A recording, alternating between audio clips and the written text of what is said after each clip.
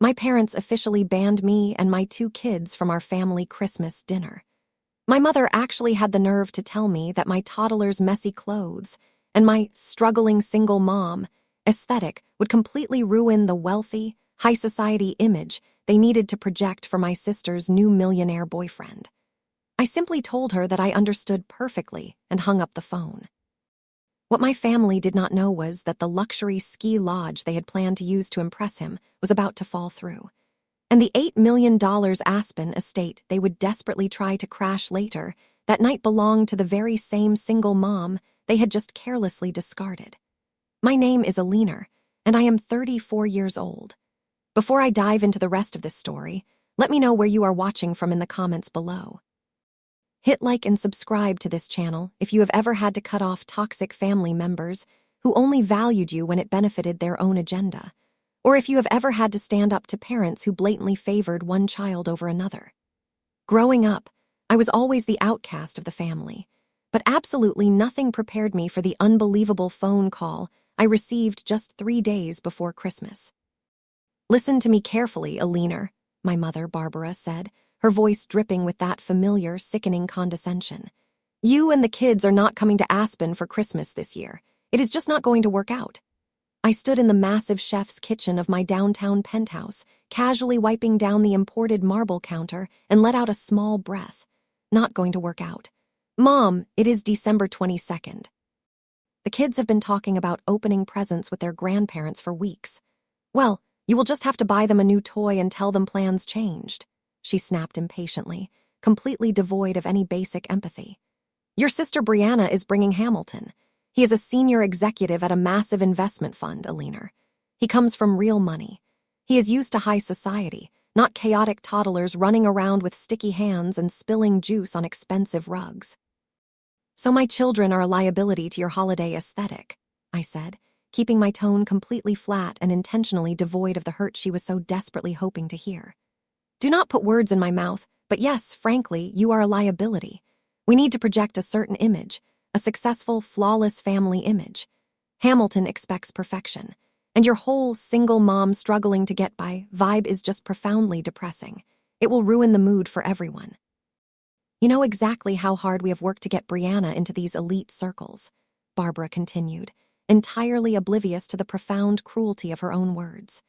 "We spent over $100,000 on her fashion degree in Paris so she could mingle with the right caliber of men. We invested in her future. You, on the other hand, threw your life away the second you got pregnant and decided to raise 2 kids on your own. You made your bed, Alina. You cannot expect us to let your messy life drag down your sister's one golden chance at securing a wealthy husband." "I see," I replied softly. I walked over to the floor-to-ceiling windows of my apartment, looking out over the glittering, snow-dusted city skyline. I did not shed a single tear. I had stopped crying over my mother's harsh rejections a very long time ago. "We rented a stunning luxury cabin in the mountains," she bragged, her tone lifting as she thought about the grand facade she was building. "It cost an absolute fortune, but we had to do it to match Hamilton's lifestyle. I cannot have your kids breaking things we cannot afford to replace, and I cannot have you sitting around looking exhausted in last year's cheap sweaters while Brianna is trying to secure a proposal. You want to pretend to be a family of old money elites," I summarized calmly. "And the single mother with 2 kids does not fit the glossy brochure you are trying to hand him." "Exactly. I am so glad you are finally being mature about this," Barbara sighed, sounding genuinely relieved that I was not putting up a fight. "Just stay home, order a pizza, and watch a holiday movie with the kids. We will call you after the holidays when Hamilton is gone. Do not text Brianna. She is highly stressed about making everything utterly perfect." I looked down at the custom diamond tennis bracelet on my wrist, a little gift I bought myself after successfully closing a $50 million commercial real estate deal last month. Then I looked at the finalized flight itinerary for the private jet I had chartered for my kids. "I understand perfectly, Mom," I said, a slow, icy smile spreading across my face. "I hope you and Brianna get exactly the Christmas you deserve. Thank you, Alina." "Bye now," she chirped gleefully, and the line went dead. I casually tossed my phone onto the counter, completely unfazed. My phone barely had time to settle on the marble island before it. Buzzed again. This time, the caller ID displayed the name of my executive assistant, Blake. I tapped the screen, put him on speaker, and picked up my coffee mug. "Good morning, Madam CEO." His voice sounded brisk and professional over the faint background noise of our corporate headquarters. "I just received the signed documents from the legal team. The hostile takeover of Pinnacle Capital is officially complete. You are now the majority shareholder, and their executive board is practically shaking in their custom Italian leather shoes. They are begging for a meet and greet after the holidays." "Excellent work, Blake," I replied, taking a slow sip of my dark roast coffee. Pinnacle Capital was a massive investment fund, the exact firm where my sister's supposedly wealthy new boyfriend, Hamilton, worked as a senior director. It was a minor detail in my massive overall portfolio, but a highly entertaining coincidence nonetheless. "Tell their board they can sweat it out until January 2nd. I'm officially on vacation mode. Have the restructuring contracts finalized by the time I get back. We will be doing a massive sweep of their upper management." "Understood," Blake said, typing rapidly on his end of the line. "And speaking of your vacation, the flight logistics are fully locked in. Your private Gulfstream is fueled and waiting at the private terminal. The flight crew is expecting you and the children at 2:00 sharp. I also spoke with the estate manager in Aspen. The house is fully staffed. The massive Christmas trees are decorated exactly to your specifications, and the private chef has already stocked the pantry with Liam and Maya's favorite snacks." "Thank you, Blake," I said, feeling the heavy tension in my shoulders completely melt away into the morning air. The $8 million Aspen estate was my absolute crown jewel. I purchased it 3 years ago under a blind trust, totally shielding it from the public eye, and more importantly, from my family's incredibly greedy radar. It sat on 2 acres of pristine, snow-covered mountainside, boasting a private indoor theater, a heated infinity pool overlooking the valley, and enough space to breathe without the suffocating weight of my mother's constant, overbearing judgment. "Are you sure you do not want me to send a luxury car for your parents?" Blake asked carefully. He knew my chaotic family dynamic better than anyone. He had spent the last 5 years fielding unhinged phone calls from my mother, who constantly demanded VIP access to exclusive corporate events she had absolutely no business attending. "Not this year, Blake." "My mother just uninvited me from their Christmas plans," I said, leaning against the counter and looking out at the sprawling city below. "Apparently my single mom aesthetic does not align with the billionaire image they are desperately trying to project for my sister's new boyfriend." Blake let out a dry, incredulous laugh through the speaker. "Their loss, Alina. They have absolutely no idea who they just uninvited." "No, they really do not." I smiled genuinely. "Have a Merry Christmas, Blake. Take the rest of the week off. You certainly earned it." I ended the call and walked down the expansive hallway of my penthouse toward the kids' brightly lit playroom. Liam, who was 5, and Maya, who was 3, were busy building a massive tower out of colorful wooden blocks. My nanny, Marta, was patiently helping them sort the pieces. They were happy, healthy, and completely oblivious to the toxic family politics that had just played out. "Hey, monkeys," I called out, crouching down as they both abandoned their towering creation and ran to tackle me in a massive, joyful hug. "Who is ready to go fly on an airplane and see the snow?" "Me," Liam chanted loudly, jumping up and down on the soft rug. "Snowman," Maya babbled, clapping her tiny hands together in pure excitement. "That is right. We are going to build the biggest snowman ever," I laughed, scooping her up and kissing her warm cheek. "Marta, please make sure their heavy winter gear is packed securely. We are leaving for the airport in exactly 1 hour." As Marta nodded and began gathering their things, I walked into my massive walk-in closet to grab my own luggage.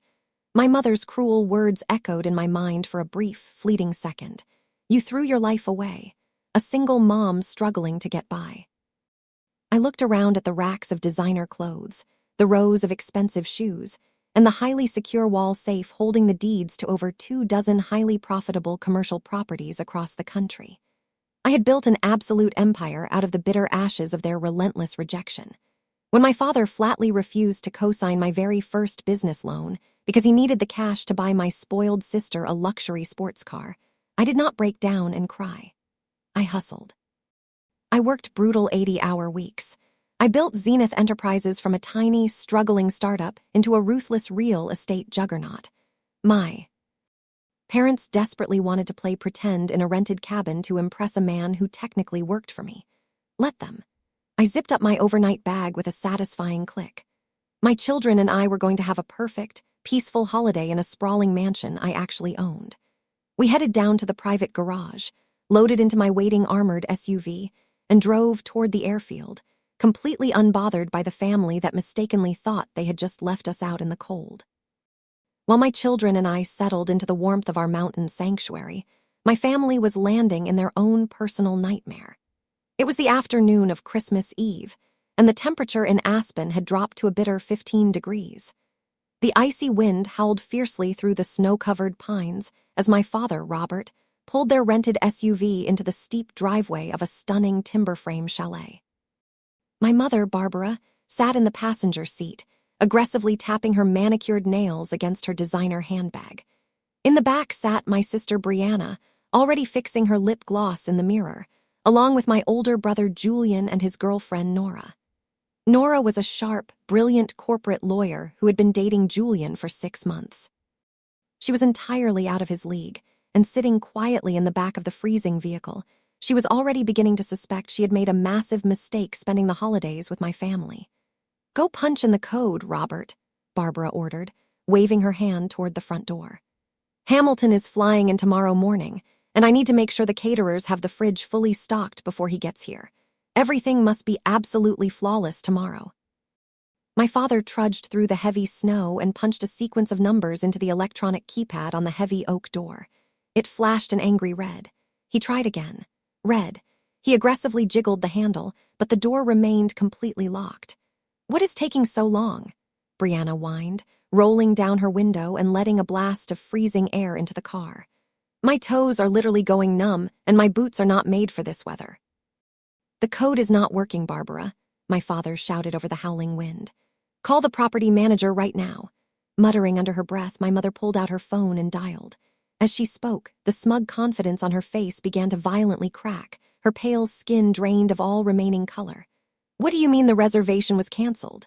she shrieked, her voice echoing off the quiet mountain road.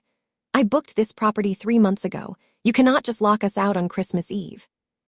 There was a pause as the person on the other end spoke. "Declined," my mother gasped, clutching her chest in horror. "That is totally impossible. Try the platinum card." "Well, then try the other one. There must be a system error. We traveled all the way from Boston." The call ended abruptly. Barbara slowly lowered her phone, her hands shaking violently. "They canceled the booking," she whispered, staring blankly ahead through the windshield. "My credit cards were declined, all of them." The host reported a failure to authorize the final payment. "We have nowhere to stay tonight." The inside of the SUV went dead silent. Then Brianna completely exploded. "Are you joking?" she screamed, kicking the back of my mother's seat. "You are actually joking right now. Hamilton arrives in less than 18 hours. He thinks we own a luxury ski lodge. Where are we supposed to put him? In a cheap motel? He will dump me the second he sees we are broke.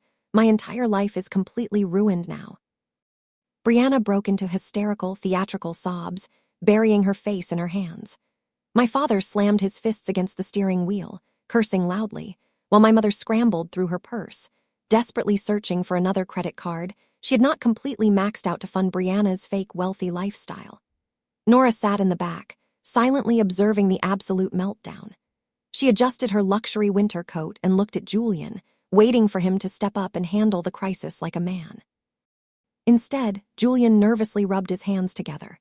"Wait a minute," Julian said, his eyes suddenly lighting up with a terrible idea. "Alina said she was bringing her kids to Aspen for the holidays, right? She's probably staying in some crappy cheap cabin in the woods or a budget rental. She always settles for much less. We are not staying in some filthy low-class shack with screaming toddlers." Brianna spat, her expensive mascara running down her flushed cheeks. "Hamilton will be absolutely disgusted." "We do not have a choice, Brianna," my mother snapped. "We will just tell Hamilton that we wanted an authentic, rustic family experience this year. It is better than sleeping in the car. Julian, get the address. We will just show up. She cannot turn us away on Christmas Eve. It is family." "I do not have to call her," Julian said smugly, pulling out his phone. "I still have her location shared on my phone from last year. I am pulling up the exact address right now. Let us go crash her cheap little holiday tonight." The drive up the winding mountain road took 20 minutes, but the tension inside the rented SUV made it feel like hours. The heavy snow battered the windshield as my father navigated the treacherous ice, following the glowing blue dot on Julian's phone screen. My mother sat with her arms crossed tightly over her chest, still muttering about the audacity of the rental company and how she was going to sue them for emotional distress. Brianna was aggressively refreshing her social media feeds, complaining she could not post anything without looking like a homeless person. They fully expected the GPS to lead them to the rundown outskirts of town, perhaps to a tiny log cabin tucked behind a discount grocery store. Instead, Julian directed my father toward the most exclusive, heavily guarded peak in all of Aspen. "Turn left up ahead," Julian said, his voice dropping into a confused whisper. "It should be right here." My father slammed on the brakes. The SUV slid slightly on the black ice before coming to a halt in front of a pair of massive, imposing wrought iron gates that stood over 10 feet tall, blocking their path completely. Beyond the frosted metal bars stood a breathtaking 2-acre estate. The mansion was a true masterpiece of modern alpine architecture, constructed from custom-cut stone and floor-to-ceiling bulletproof glass that glowed warmly against the darkening winter sky. A perfectly plowed, heated driveway swept upward toward a grand entrance flanked by towering, snow-covered pines. It looked exactly like an impenetrable fortress built for modern royalty. "Your phone is broken, Julian," my mother snapped, glaring out the window. "This is Billionaire's Row." Alina could not even afford the landscaping bill for a place like this. "I am telling you, this is the exact GPS coordinate she shared," Julian argued, tapping his screen furiously. "Maybe she is house-sitting for someone, or maybe she is trespassing to take pictures for her kids. You know how desperate she gets." Before my mother could suggest calling the police to have me arrested for squatting, a hidden security camera mounted on the stone pillar pivoted, focusing directly on the SUV's license plate. A second later, a heavy mechanical click echoed through the freezing air. The massive iron gate slowly swung open, inviting them inside. My father hesitated, gripping the steering wheel. "Drive, Robert," my mother ordered, her eyes widening with a sudden, greedy calculation. "If she is house-sitting for some rich boss, we can just crash here. Whoever owns this place definitely has top-tier champagne and enough bedrooms to impress Hamilton tomorrow."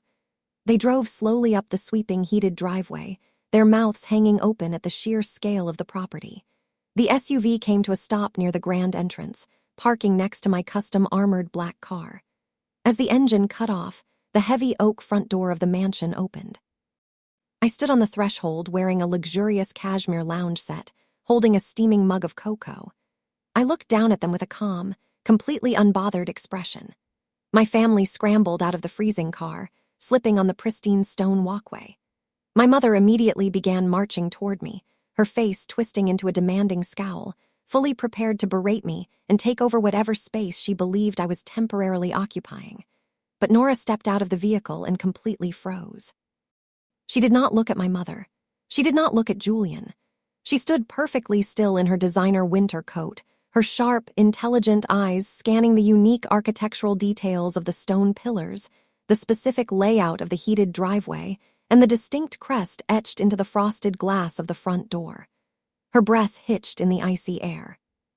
As a top-tier corporate lawyer who handled acquisitions for the most elite clients in the country, Nora possessed a photographic memory for high-value real estate contracts. Nora slowly turned her head and looked directly at me. The annoyance on her face vanished, replaced by absolute, staggering shock. She ignored my mother, who was halfway up the steps, and spoke loudly enough to cut right through the howling wind.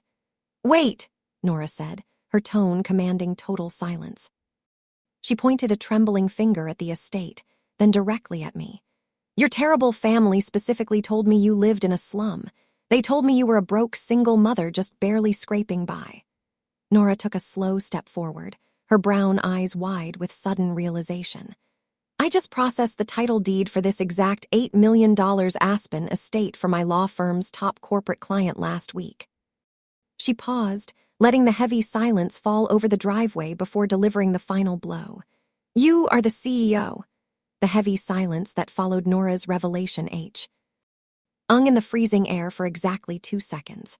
Anyone with a shred of decency or normal human awareness would have felt an overwhelming wave of embarrassment. A normal family would have apologized or at least expressed genuine surprise at my massive success. But my family was far from normal. Instead of absorbing the fact that they had spent years mocking a billionaire real estate mogul, my mother simply rolled her eyes. She completely brushed past Nora, shivering in her designer coat, and marched directly up the stone steps toward me. "Move out of the doorway, Alina," my mother snapped, shoving past my shoulder and barging straight into the grand foyer.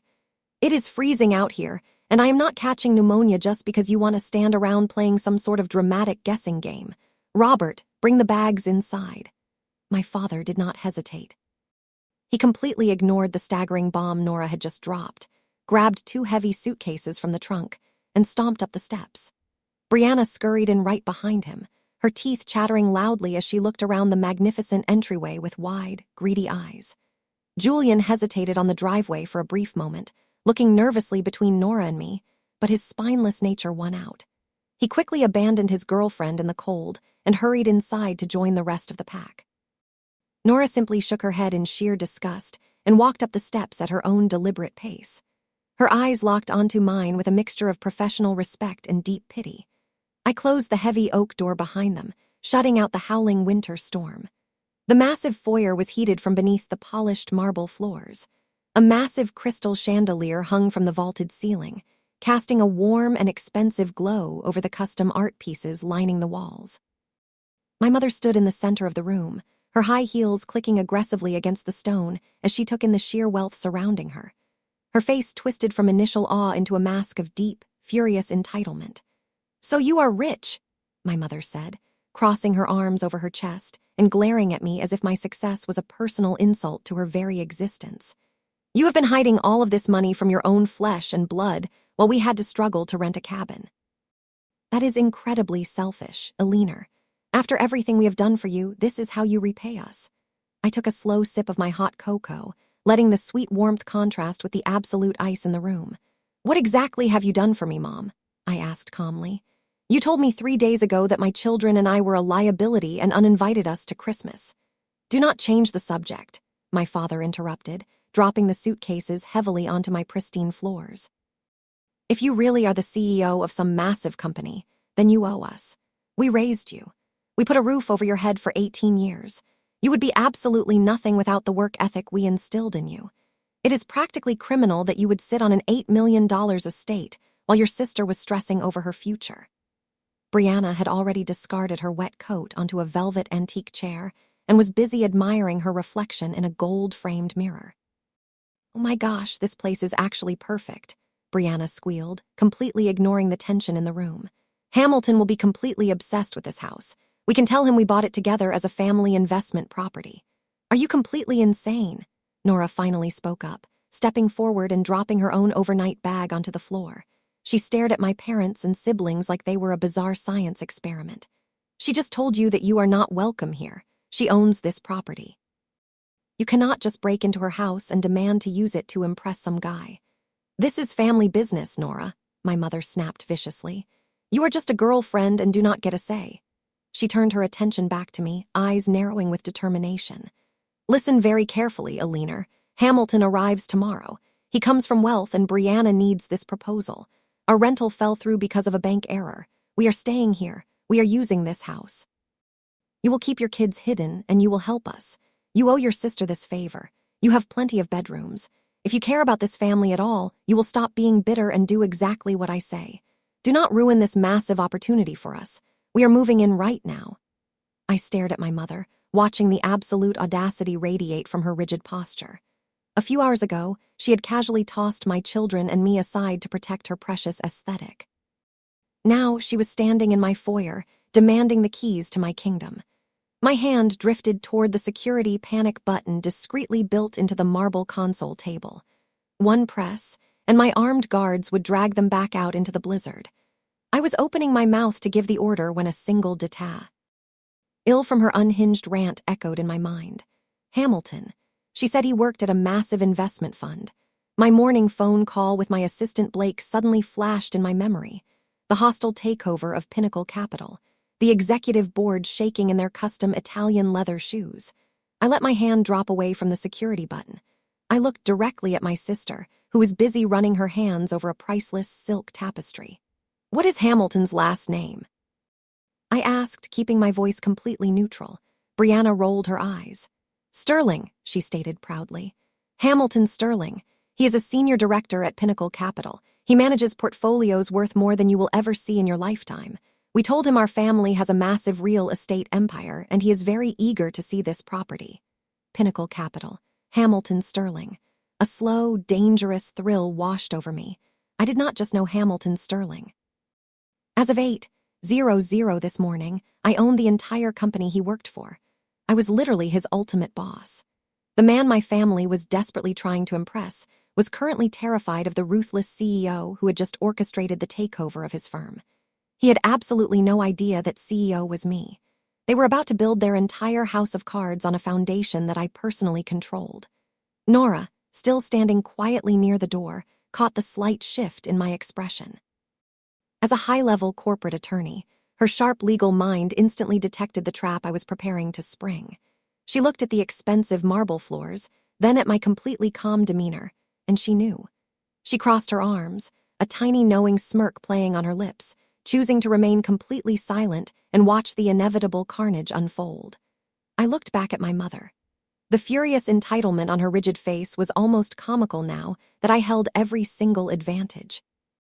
She was demanding a grand stage to perform her pathetic, desperate play, and I suddenly decided to give her exactly what she wanted. Why throw them out into the cold when I could watch them burn themselves to the ground in my dining room? I wanted to see just how deep they would dig their own graves. "Fine," I said softly, the single word echoing in the massive stone foyer. My mother blinked, clearly taken aback by my sudden surrender. "What did you just say?" she asked suspiciously. "I said fine," I repeated. My voice was smooth, laced with a venom they were entirely too arrogant to notice. "You want to use my house. You want to pretend this is your luxury estate. You want to play the part of a billionaire family to impress Hamilton Sterling. I will allow it." Brianna let out a loud shriek of excitement. "Oh my gosh, finally you are being useful. Which one is the master bedroom? I need the biggest closet for my outfits." I held up a single finger, stopping her. "But there are rules. If you are going to claim my life as your own, you have to sell it. You cannot break character. Hamilton is a smart man from the corporate world. He will see right through you if you falter. I will give you the guest wing on the east side of the house. I will instruct my private chef to prepare a 5-star dinner tomorrow night, but you will have to prove you belong in a house like this. Let us see how well you play the part." My father puffed out his chest, completely missing the trap. "Do not worry about us, Alina. We know how to act with class. You just make sure you stay out of sight." "Oh, I will be around," I smiled. "After all, a house this massive needs staff to keep it running smoothly. I will play the quiet, obedient housekeeper you have always wanted me to be. I will serve the food and pour the wine. You will get the flawless family image you wanted." My mother narrowed her eyes, but her greed blinded her logic. "Good," she said sharply. "Make yourself useful." As they hurried off to claim their rooms, Nora lingered behind. She walked past me, lowering her voice so only I could hear. "You are going to completely destroy them, are you not?" Nora asked, her eyes gleaming with anticipation. I took another sip of my cocoa. "I am just giving them the Christmas they asked for, Nora." Nora offered a slow nod before walking down the wide hallway to the guest wing. She knew better than to interfere. I stood alone in the grand foyer for exactly 10 seconds before the sharp clicking of heels echoed against the marble. Brianna marched back into the entryway, completely bypassing the custom mudroom, deliberately tracking melted snow across my pristine stone floors. She stopped in front of me and unbuttoned her heavy designer winter coat. Without warning, she tossed the soaking wet garment directly at my face. I caught the heavy wool fabric, the icy moisture immediately soaking into my warm cashmere sweater. "Hang that up somewhere out of sight," Brianna commanded, waving her manicured hand. "And wipe up this floor. It is getting terribly slippery, and I cannot risk twisting my ankle before Hamilton arrives. I need to be in perfect physical condition for my proposal. He is taking me skiing, and I need to look flawless." I held the damp, freezing coat away from my body, maintaining my neutral expression. "I will have the cleaning staff address the floor," I said calmly, refusing to break the character I had agreed to play. Brianna crossed her arms, shivering slightly in her thin silk blouse, looking around the massive space with greedy eyes. See that you do. And another thing, she said, her voice dropping into a vicious sneer. I do not want to see or hear those brats of yours at all tomorrow. Hamilton thinks I am an independent, career-driven woman with a sophisticated family. Having your messy toddlers running around screaming will completely ruin the elegant aesthetic I curated for him. I saw a heavy wooden door near the kitchen that looks like it goes down into a storage cellar. You will keep your kids locked down there until Hamilton goes back to the airport. Order them a cheap pizza, but keep them quiet. If I hear one single crying fit or see a single plastic toy in the living room, I will personally make sure Mom cuts you out of the family forever. We are doing you a massive favor by letting you stay here. I looked at my younger sister, absolutely marveling at the sheer depth of her delusion. She was standing in my $8 million mansion, dripping dirty snow onto my custom floors, and threatening to exile my children to a basement that did not even exist. She truly believed her own lies. I draped her wet coat over my arm. My children will not be spending Christmas in a basement, Brianna, I replied, my voice dangerously soft but completely unwavering. They will be spending the holiday exactly where they are right now, in the private, soundproof indoor cinema on the second floor. They have a massive projector screen, heated luxury recliner seating, and a fully stocked private candy bar. The nanny is currently setting up a marathon of their favorite holiday movies. You will not hear a single sound from them tomorrow. Not because they are hiding in a dark cellar like you want, but because they are enjoying a level of luxury you have to lie to your boyfriend to experience. Brianna completely froze, the smug superiority wiping off her face in a single instant. Her jaw practically unhinged as her eyes darted toward the sweeping grand staircase. A private cinema, she repeated the words, tasting like absolute poison on her tongue. Her pale face flushed an ugly shade of red as pure jealousy surged through her veins. You have an actual private movie theater in this house. She was visibly struggling to comprehend how the sister she had spent her entire life mocking could possess things she could only desperately dream of. Why do you get a private theater while I have been living in a tiny city apartment trying to save face? It is completely unfair. You do not even appreciate nice things, Alina. You just waste them on messy toddlers. You should let Hamilton and me use the cinema tomorrow night for a private date. Send your kids to the kitchen. I let out a low, humorless laugh. That is not going to happen, Brianna. You wanted me to play the role of the silent housekeeper, and I agreed. I will cook your meals and serve your wine, but my children are completely off limits, and my private theater belongs strictly to them. Make sure you get your precious beauty sleep, sister. You have a big performance tomorrow. I walked away from Brianna, leaving her fuming in the grand foyer, and made my way toward the massive gourmet kitchen. Before I could even push open the swinging door, a firm hand caught my arm. I turned to see Nora. Her expression was completely unreadable, her dark eyes analyzing me with the intense scrutiny of a prosecutor preparing for cross-examination. Let us talk, Nora said softly, nodding toward a secluded corner of the hallway, out of earshot from the guest wing. I led her into my private study, a quiet room lined with floor-to-ceiling mahogany bookshelves and a massive stone fireplace. I closed the heavy door behind us, sealing us in complete silence. Nora did not bother sitting down. She crossed her arms, her designer coat still draped over one arm, and looked at me squarely. I handle acquisitions for Zenith Enterprises, Nora began, her voice low and precise. I know the kind of ruthless intellect it takes to build an empire like yours, Alina. You do not just roll over and play maid for people who treat you like garbage. So tell me the truth. What is really going on here? Because I have spent the last 6 months listening to Julian brag about his trust fund and his incredible family wealth. But today, I watched your parents' credit cards get declined at a mid-tier rental, and now they are squatting in your mansion. I walked over to the leather chair behind my desk and sat down, lacing my fingers together. You are a corporate lawyer, Nora. You deal in acts and ledgers.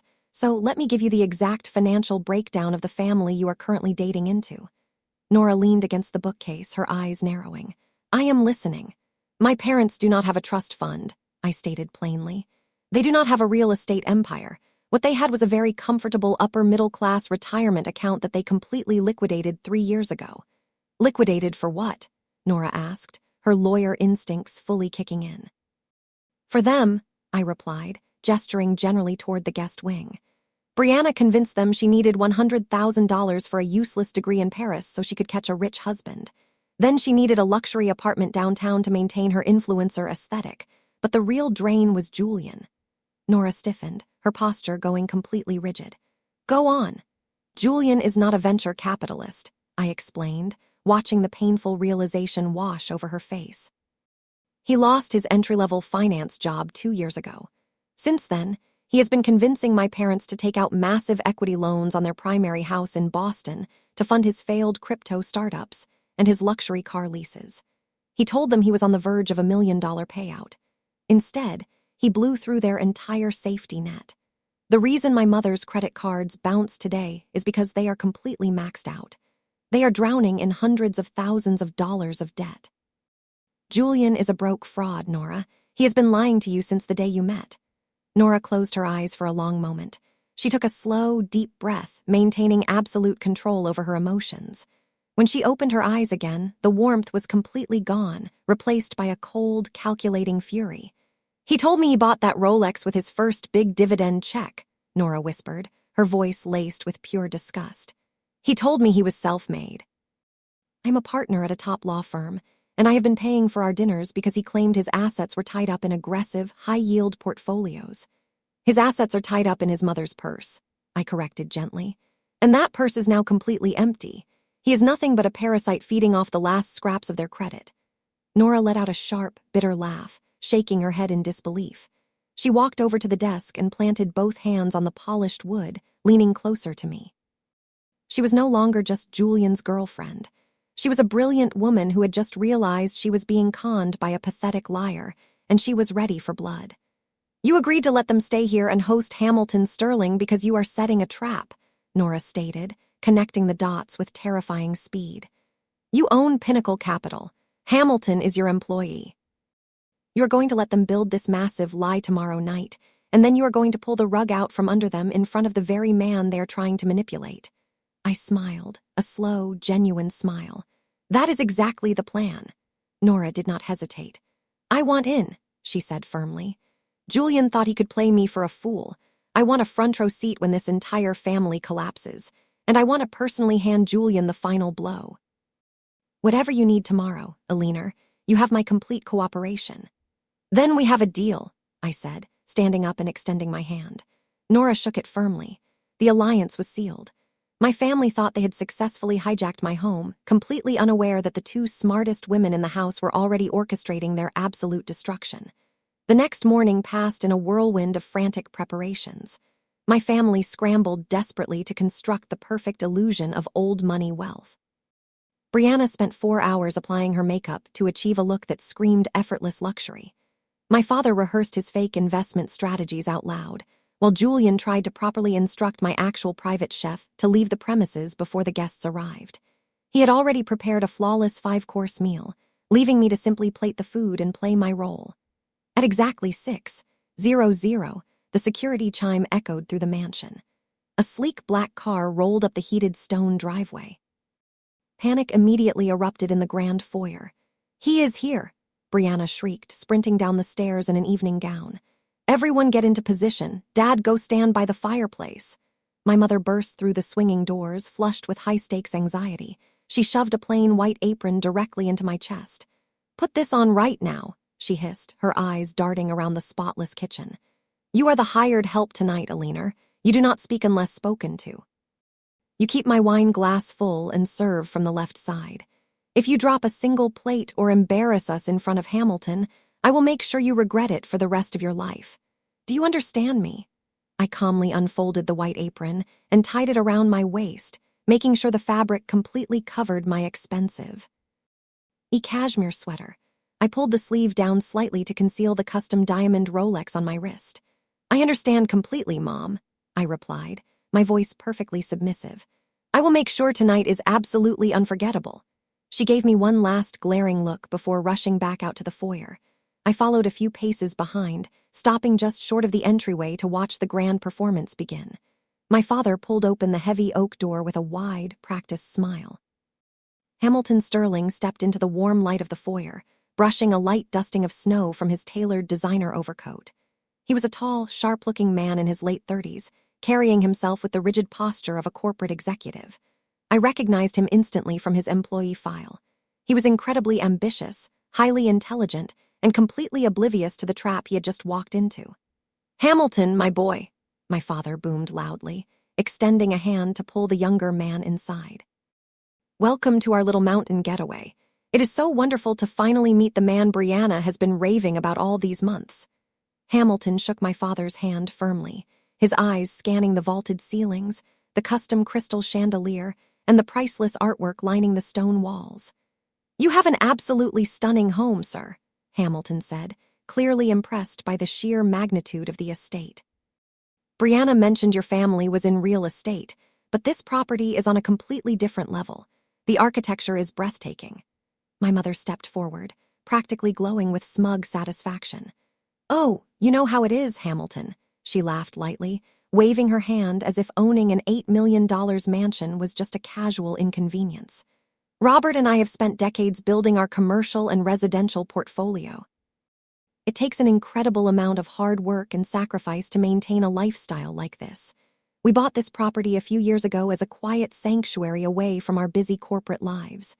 "That is exactly right," my father chimed in, puffing out his chest. "You cannot rely on handouts in this world. You have to be ruthless. You have to build your own empire from the ground up. We pride ourselves on our business acumen." We certainly did not get to billionaire's row by making foolish investments. I stood quietly in the shadows of the hallway, smoothing down the front of my white apron. Listening to my bankrupt father brag about his fictional business acumen while standing inside the house I bought with my own hard-earned money was almost too delicious to interrupt. Hamilton nodded respectfully, completely buying into the grand illusion. "Let us head into the formal parlor for some drinks," my father suggested, gesturing toward the main living room. "Our new housekeeper has prepared some wonderful hot appetizers for us to enjoy by the fire." Hamilton smiled and offered his arm to Brianna, who looked like she might faint from pure joy. They walked past me without a single glance. The stage was perfectly set. The actors were blindly playing their parts, and I was ready to serve the first course of their absolute destruction. I followed them a minute later, carrying a heavy silver tray loaded with seared scallops and caviar blinis. The formal parlor was a massive open space featuring exposed timber beams salvaged from a 19th century French barn and a floor-to-ceiling fireplace built from riverstone. It was a masterpiece of modern alpine design. My father, however, was currently treating it like a cheap museum exhibit he had skimmed a travel brochure for. As I quietly entered the room, my father was waving his crystal glass of scotch toward the vaulted ceiling. "We actually imported these wooden beams directly from a local lumberyard down the street," my father lied loudly, completely butchering the rich history of the expensive materials. "I told the contractor I wanted that rustic cabin feel. You know, something simple and understated. And those stones for the fireplace. Well, Barbara and I personally picked them out of a dusty quarry in Texas." Hamilton nodded slowly, looking up at the ancient, weathered French oak beams that definitely did not come from a local hardware store. He looked mildly confused by the Texas quarry claim, considering we were in the middle of the snowy Colorado mountains, but he remained polite and composed. "It is a very unique blend of styles, Robert," Hamilton observed tactfully. "You certainly have a bold vision for interior design and construction." Brianna clung tightly to Hamilton's arm, giggling as if my father had just said something incredibly witty and profound. "Oh, Daddy is a total visionary," she chimed in, tossing her long blonde hair over her shoulder. "He has such an eye for expensive things. Wait until you see the artwork we have collected. We are massive art collectors." My father puffed out his chest, emboldened by the ridiculous praise. He walked over to the centerpiece of the room, a stunning authentic 19th century oil painting I had acquired at an exclusive auction in London. It depicted a stormy maritime scene and was worth more than my parents' entire previous retirement fund combined. "This piece right here is my absolute favorite," my father proclaimed, gesturing grandly toward the priceless canvas. "We bought it during a luxury family trip to Italy a few years ago. It is an original piece by the famous Italian painter, Giovanni Battista. Cost me an absolute small fortune, but you simply cannot put a price tag on true European culture and sophistication." I stepped forward gracefully, lowering the heavy silver tray onto the polished oak coffee table right in front of Hamilton. I arranged the linen napkins with practiced precision, making sure to keep my face perfectly serene and my voice entirely respectful. "Actually, sir," I spoke up, my voice calm and crystal clear, cutting effortlessly through my father's absurd fabrication. "The artist is Jean-Baptiste Camille Corot. He was a highly regarded French landscape painter, not Italian, and this specific piece belongs to his late period, characterized by the silvery, feathered brushstrokes you see near the horizon line. It is a classic, textbook example of the historic Barbizon school movement." The entire room went absolutely dead silent. My father froze in place, his glass of scotch hovering awkwardly near his mouth. Brianna glared at me with such intense burning hatred. I was surprised my white apron did not instantly burst into flames. My mother, sitting stiffly on the velvet sofa, looked like she was about to have a sudden medical emergency. Hamilton, however, turned away from the oil painting and looked directly at me. His eyes widened slightly in genuine surprise and deep, undeniable curiosity. He stepped closer to the canvas, inspecting the delicate brushstrokes exactly where I had confidently pointed out. "You are absolutely right," Hamilton said, turning back to look at me with a profound new level of respect. "I studied art history in college, and Corot is one of my absolute favorites. I cannot believe I did not recognize it immediately from across the room. That is incredibly impressive knowledge for a housekeeper. You certainly know your fine art." I smiled politely, keeping my hands folded neatly in front of my apron. "I am just very passionate about the historical details, sir, much like the unique architecture of this room. The timber beams above you are actually reclaimed oak from an 1840s estate in Lyon, France, which perfectly complements the thermal mass of the Colorado Riverstone used in the fireplace. It creates a highly efficient passive heating system for the harsh winter months. I always find it fascinating to learn everything I can about the luxury properties I manage." Hamilton stared at me, completely captivated by the effortless and articulate way I had just deconstructed the room. He looked back at my father, whose face was rapidly turning the awful, blotchy color of a ripe tomato. "Fascinating," Hamilton murmured softly, though he was no longer looking at the vaulted ceiling or the expensive painting. He was looking directly at me. "Well, Robert, you clearly hire top-tier staff to maintain your properties. She knows far more about your beautiful house than you do." My father let out a strained, incredibly awkward laugh, nervously adjusting his shirt collar. "Yes, well, we pay her very well to memorize the property brochures. Thank you for the food, Alina. You are dismissed to the kitchen now. We will call you when we need our glasses refilled." I offered a crisp, professional nod, turning on my heel. I could feel Hamilton's eyes following me intently as I walked away, the heavy seed of doubt now firmly planted in his sharp corporate mind. The grand illusion was already beginning to crack under the pressure, and we had not even made it to the dining room yet. I pushed through the wooden swinging doors, cutting off the low murmur of conversation from the parlor. The massive gourmet kitchen was a sanctuary of pristine white marble. I walked over to the center island and began preparing the next course. My private chef had left perfectly portioned servings of delicate crostinis and tiny bowls of creme fraiche. I arranged them on a chilled silver platter with absolute precision, enjoying the quiet rhythm. It was highly amusing to stand in my own estate wearing a plain apron, plating expensive appetizers for an employee. Less than a minute later, the kitchen doors flew open with violent force. Brianna stormed into the room. Her face was flushed with pure rage. The carefully constructed mask of a sophisticated socialite had completely shattered. She marched directly toward me. "What exactly are you doing?" Brianna hissed, her voice trembling with fury. She grabbed my arm, her nails digging painfully into my sleeve. "Are you trying to ruin my life?" I looked down at her hand. "Remove your H." "And Brianna," I said softly, my voice carrying absolute authority. She snatched her hand back as if she had been burned. But she did not back down. She stepped closer, invading my personal space, her eyes wild with panic and deep-seated jealousy. She looked around the kitchen as if making sure we were entirely alone before unleashing her venom. "You are supposed to be the silent help tonight," she practically spat, pointing a shaking finger directly at my chest. "You do not speak to Hamilton. You do not correct Dad in front of him. You do not try to show off your stupid random facts about old paintings. Hamilton is a senior director at a massive investment firm. He works with billionaires and industry titans every single day. He likes high-value women, Alina. He wants a sophisticated partner who belongs in high society, not some pathetic single-mom loser who spends her weekends changing diapers and struggling to pay rent. I picked up a small mother-of-pearl spoon and carefully placed a dollop of creme fraiche onto a toasted crostini. Then I added a perfect scoop of the dark, glistening caviar. I did not look at her as I spoke, giving the appetizer my full and undivided attention.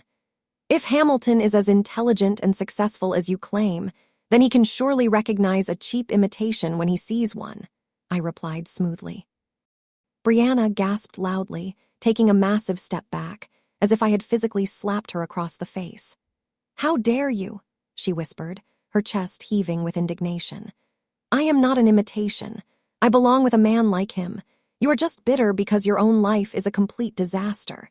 You are trying to sabotage me because no wealthy man would ever look twice at a woman with heavy baggage like yours. You are completely jealous that I am the one getting a massive diamond ring tomorrow, while you are stuck wearing an apron and serving my appetizers in the shadows." I placed the last crostini onto the chilled silver platter and finally turned to face my younger sister fully. She was trembling with rage, desperate for my validation, desperate for me to feel small so she could feel big. It was genuinely pathetic to witness. She had built her entire identity around the approval of a man she had been lying to since their very first date. She had no real money, no real career, and absolutely no real class. She was a fragile house of cards waiting for a strong gust of wind. "I am not trying to sabotage you, Brianna," I said, keeping my tone completely level and devoid of any emotion. "I am simply serving the food exactly as Mom demanded I do. If you are terrified that a single sentence about a French painter is going to destroy your entire relationship, then your relationship is already incredibly fragile to begin with." I picked up the heavy silver tray, balancing it easily on one hand with practiced grace. I looked directly into her panicked blue eyes. "I am sure Hamilton values authenticity above all else," I stated firmly. "Let us hope he finds some tonight." I walked past her, leaving her standing entirely alone in the massive kitchen. Her face was pale, my words hitting far closer to the terrible truth than she was willing to admit. The delicate facade she had spent months building was beginning to crumble rapidly under the weight of her own massive insecurities. I pushed open the swinging doors and walked back out into the dining room, ready to serve the next delicious course to a man who was rapidly realizing that his wealthy girlfriend was nothing more than a fraud. I pushed open the heavy wooden doors and carefully carried the silver tray of fine caviar into the massive formal dining room. The massive mahogany table was beautifully set for 6, glittering with expensive crystal glassware under the warm glow of the chandelier. My father sat at the head of the table, desperately trying to look wealthy. Hamilton sat to his right, with Brianna clinging to his side like a desperate accessory. Julian and Nora sat across from them. Nora caught my eye, offering a barely perceptible nod. I stepped quietly toward the table and began serving the first course, moving seamlessly behind Hamilton to pour a vintage Bordeaux into his empty crystal glass.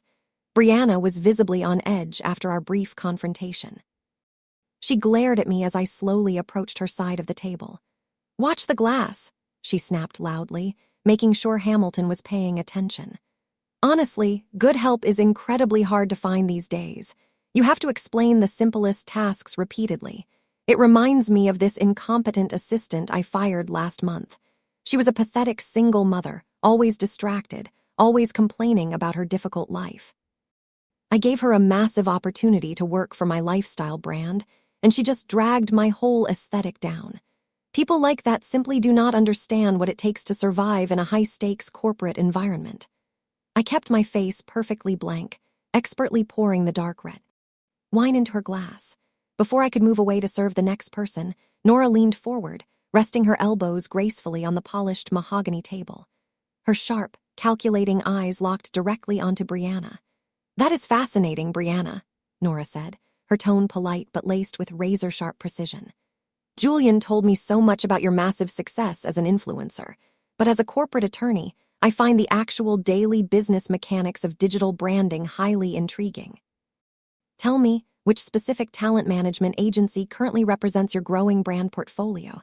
Brianna froze, her wine glass halting halfway to her lips. She blinked rapidly, clearly not expecting a rigorous pop quiz on the career she had entirely fabricated. "Oh, well, I actually prefer to remain strictly independent," Brianna stammered, offering a weak laugh. "Agencies take way too much of a percentage, and I like to maintain complete creative control over my aesthetic." Nora tilted her head slightly, adopting the exact expression she used when dismantling a hostile witness. "I see," Nora continued smoothly. "But without an agency, managing high-level brand deals must be a logistical nightmare. What is your current engagement rate on sponsored posts? Julian mentioned you pull in 6 figures a month, which means your conversion metrics must be absolutely staggering. Who handles your corporate tax structuring for that freelance income?" The color rapidly drained from Brianna's pale face. She looked frantically toward our mother, who suddenly seemed very interested in her caviar. "I do not really deal with the boring math stuff," Brianna deflected, her voice climbing to a defensive pitch. "I have an expensive accountant who handles the numbers. I focus strictly on the creative vision and the networking. Hamilton knows how it is. You hire smart people to deal with the minor details." "Actually," Hamilton chimed in, looking at Brianna with a slight frown of genuine confusion, "even the most creative founders I work with know their baseline metrics. Brianna, if you are actively generating 6 figures monthly, your tax liability alone would require you to be intimately familiar with your exact corporate structure. Are you registered as an LLC or an S-Corp?" Brianna opened her mouth, but no words came out. She looked exactly like a deer caught in headlights. "I am sure it is just a standard LLC," Julian jumped in, desperately trying to save his sister from completely drowning. "Let us not talk about stressful business at the dinner table. We are here to celebrate the holidays." Nora smiled a cold, victorious smile that did not reach her eyes. "Of course, Julian. I just admire independent businesswomen. It takes a very special kind of person to build an empire from absolute scratch." Nora paused, her gaze shifting deliberately from the sweating, panicked Brianna directly to me. "Is that not right, Alina?" I finished pouring the last glass of wine, stepping back from the table with perfect posture. "It certainly requires a level of authenticity that very few people possess, Miss Nora," I replied respectfully, playing my role absolutely flawlessly. I retreated to the edge of the dining room, watching the uncomfortable silence smother the table. Hamilton was now staring at Brianna, the romantic admiration in his eyes rapidly cooling into deep, analytical suspicion. Their appetizer was barely consumed, and the main course of their destruction was already being served. I returned to the dining room a few moments later, pushing a polished silver cart carrying the main course. The heavy tension from Nora's relentless interrogation still lingered thick in the air, wrapping around the table like a suffocating blanket. My mother was glaring daggers at Nora, while Brianna was frantically pretending to fix her flawless makeup in the reflection of her spoon. My father, desperate to regain control of the room and smooth over his golden child's obvious embarrassment, cleared his throat loudly. He shifted his weight in the heavy mahogany chair, steering the conversation completely away from Brianna's non-existent corporate structure and pointing it directly at Hamilton. "So, Hamilton," my father began, adopting a deep tone of masculine camaraderie that he always used when trying to sound important. "Tell us about the high-stakes investment world. I imagine a man in your senior position deals with incredible levels of stress, especially in today's highly volatile financial market. You must be managing some truly massive accounts." Hamilton seemed visibly relieved to discuss something real and grounded. He leaned back in his chair, taking a slow, appreciative sip of his ice water. "You have absolutely no idea, Robert," Hamilton sighed, rubbing the back of his neck with a tired hand.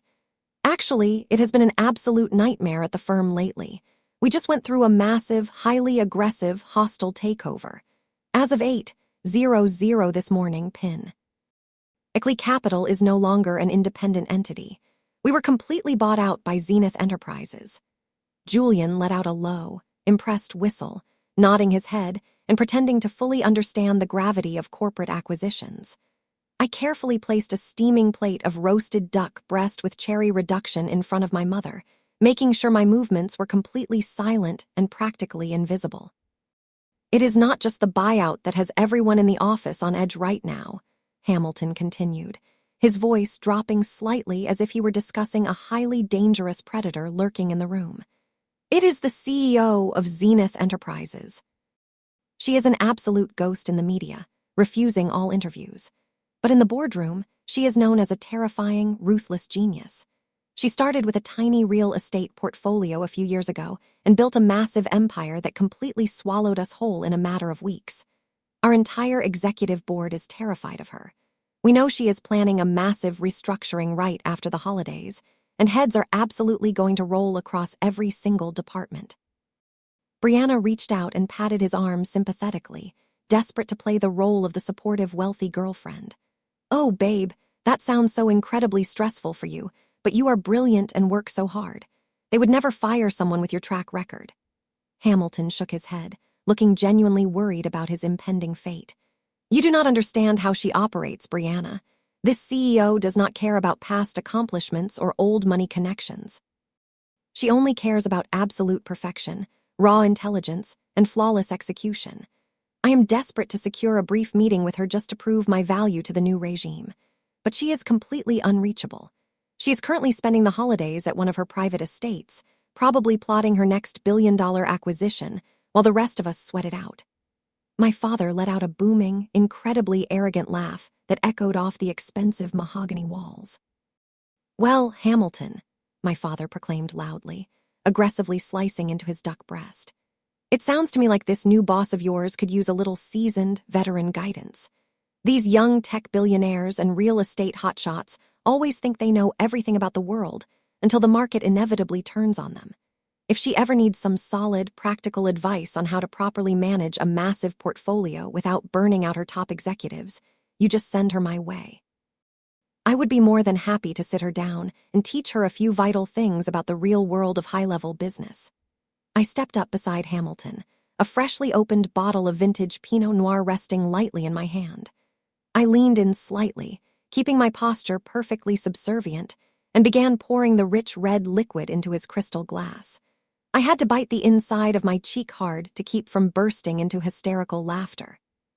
The sheer, blinding arrogance of my bankrupt father offering to mentor the billionaire CEO who currently owned his mortgage and his daughter's boyfriend's entire career was the greatest Christmas gift I could have ever possibly asked for. I glanced across the wide table at Nora. She had her linen napkin pressed firmly over her mouth, her shoulders shaking slightly as she silently laughed at the incredible, staggering irony of the situation. She locked eyes with me, her dark eyes shining with pure, unadulterated amusement. Hamilton nodded politely at my father, completely unaware of the absolute comedy playing out right in front of his face. "I appreciate the offer, Robert," Hamilton said earnestly.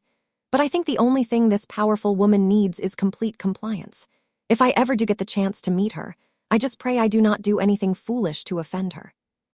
Because if you get on her bad side, she will not just fire you. She will completely dismantle your entire life without a second thought." I finished pouring his wine without spilling a single drop, stepping back into the quiet shadows of the room with a smooth, deeply hidden smirk. He was absolutely right about that. The dinner progressed. The tension around the mahogany table simmered just below the boiling point. Brianna was drinking her vintage Pinot Noir much faster than anyone else. She was trying to overcompensate for her lack of business knowledge by acting arrogant. She laughed entirely too loudly at my father's corporate jokes and constantly touched Hamilton's arm. But I could see the subtle shift in Hamilton's body language. He was slowly pulling away, his highly analytical mind quietly evaluating the chaotic family he had just been introduced to. Brianna felt him slipping out of her grasp. She felt the control leaving her hands. She desperately needed a scapegoat to reassert her fragile dominance and prove she was the most important person in the room. I stood near the archway, waiting for my cue, when Brianna aggressively snapped her fingers at me. "Bring me more wine," she demanded loudly, her voice slurring slightly from the expensive alcohol. "And do not just stand there staring at the walls like a useless statue. You are supposed to be working for us tonight." I kept my face blank and walked slowly toward the table, picking up the heavy glass bottle. As I reached her chair and leaned in to carefully pour the dark red liquid, Brianna suddenly jerked her elbow backward with deliberate, violent force. Her arm slammed directly into my wrist. The heavy crystal wine glass tipped over and shattered against the sharp edge of a mahogany table. A massive wave of dark red wine splashed across the polished wood, completely soaking the front of my white apron and seeping deep into the cashmere sweater underneath. The sharp sound of breaking crystal echoed loudly in the dining room. Nora immediately pushed her chair back to avoid the spill. Julian let out a surprised gasp and shrank into his seat. My mother sighed loudly, rolling her eyes as if my mere existence was an exhausting burden. But Brianna did not apologize. Instead, she pushed her chair back so aggressively that the wooden legs scraped loudly against the marble floor.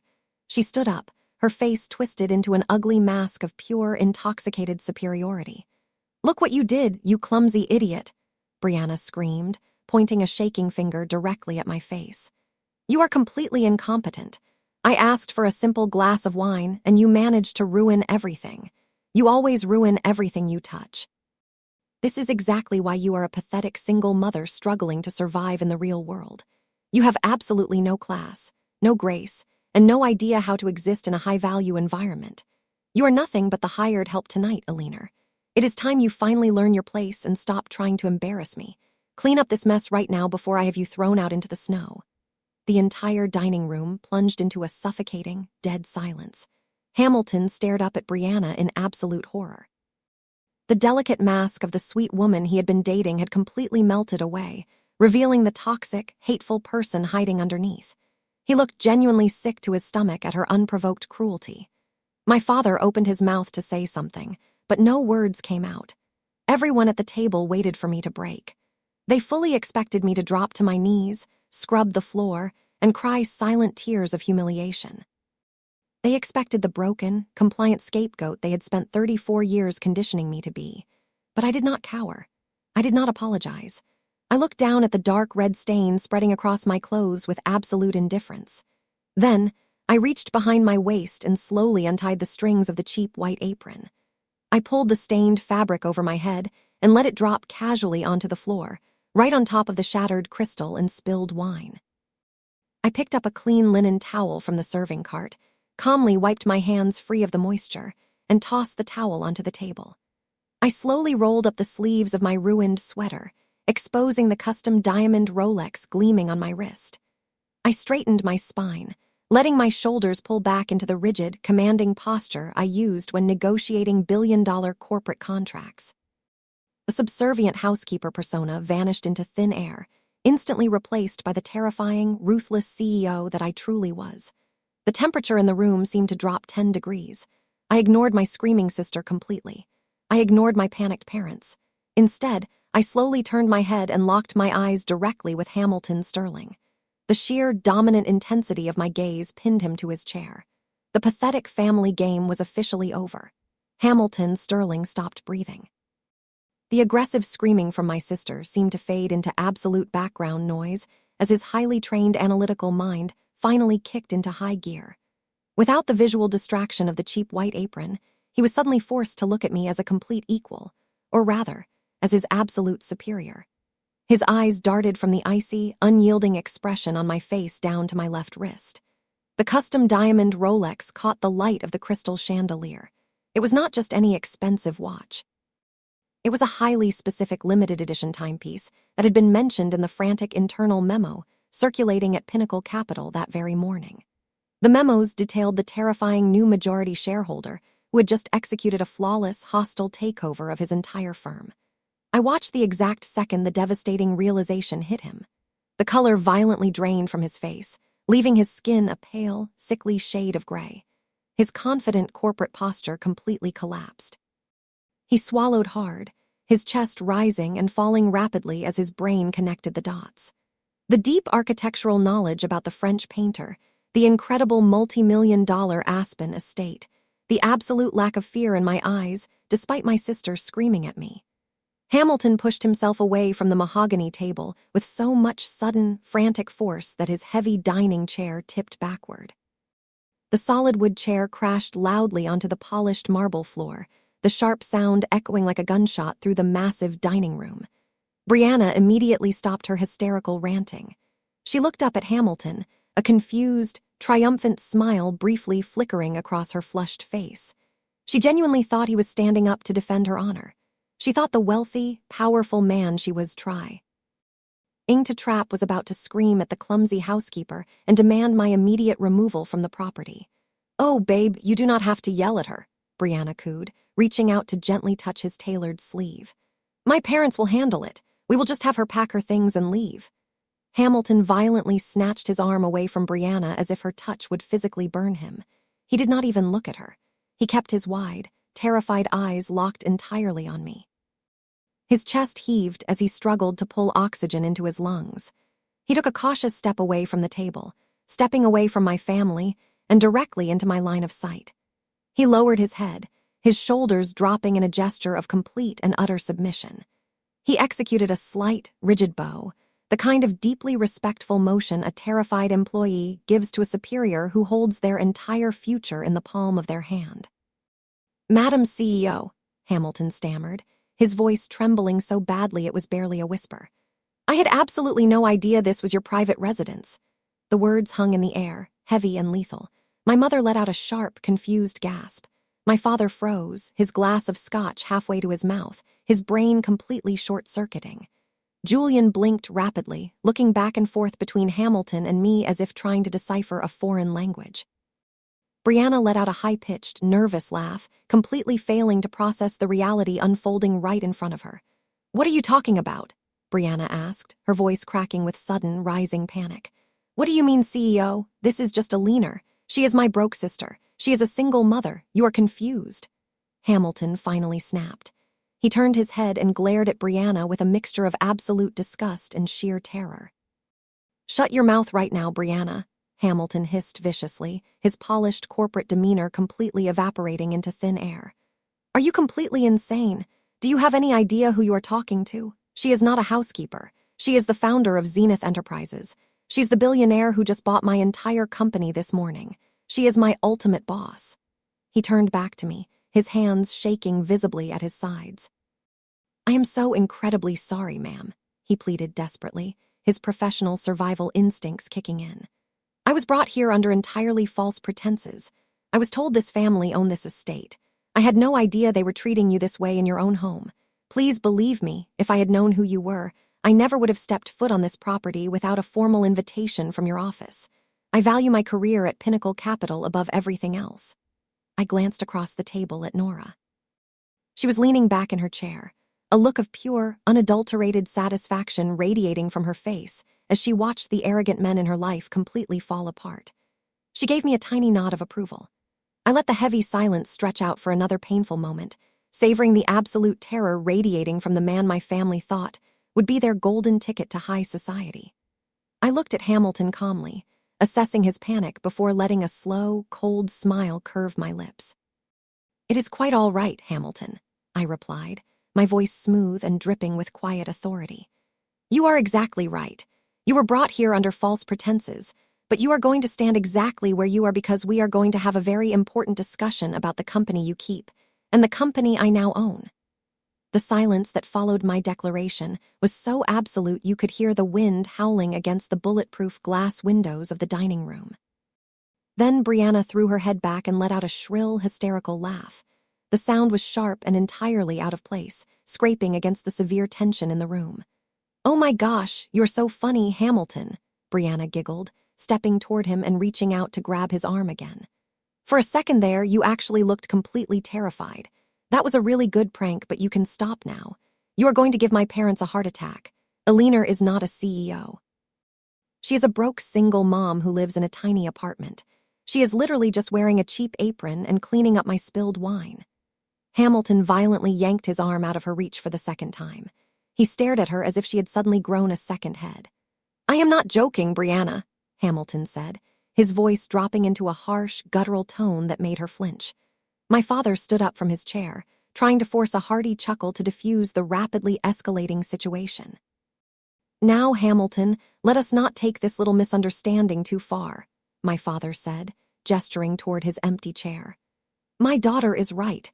Alina has always had a vivid imagination, but she is certainly not a billionaire. She does not even have a proper business degree.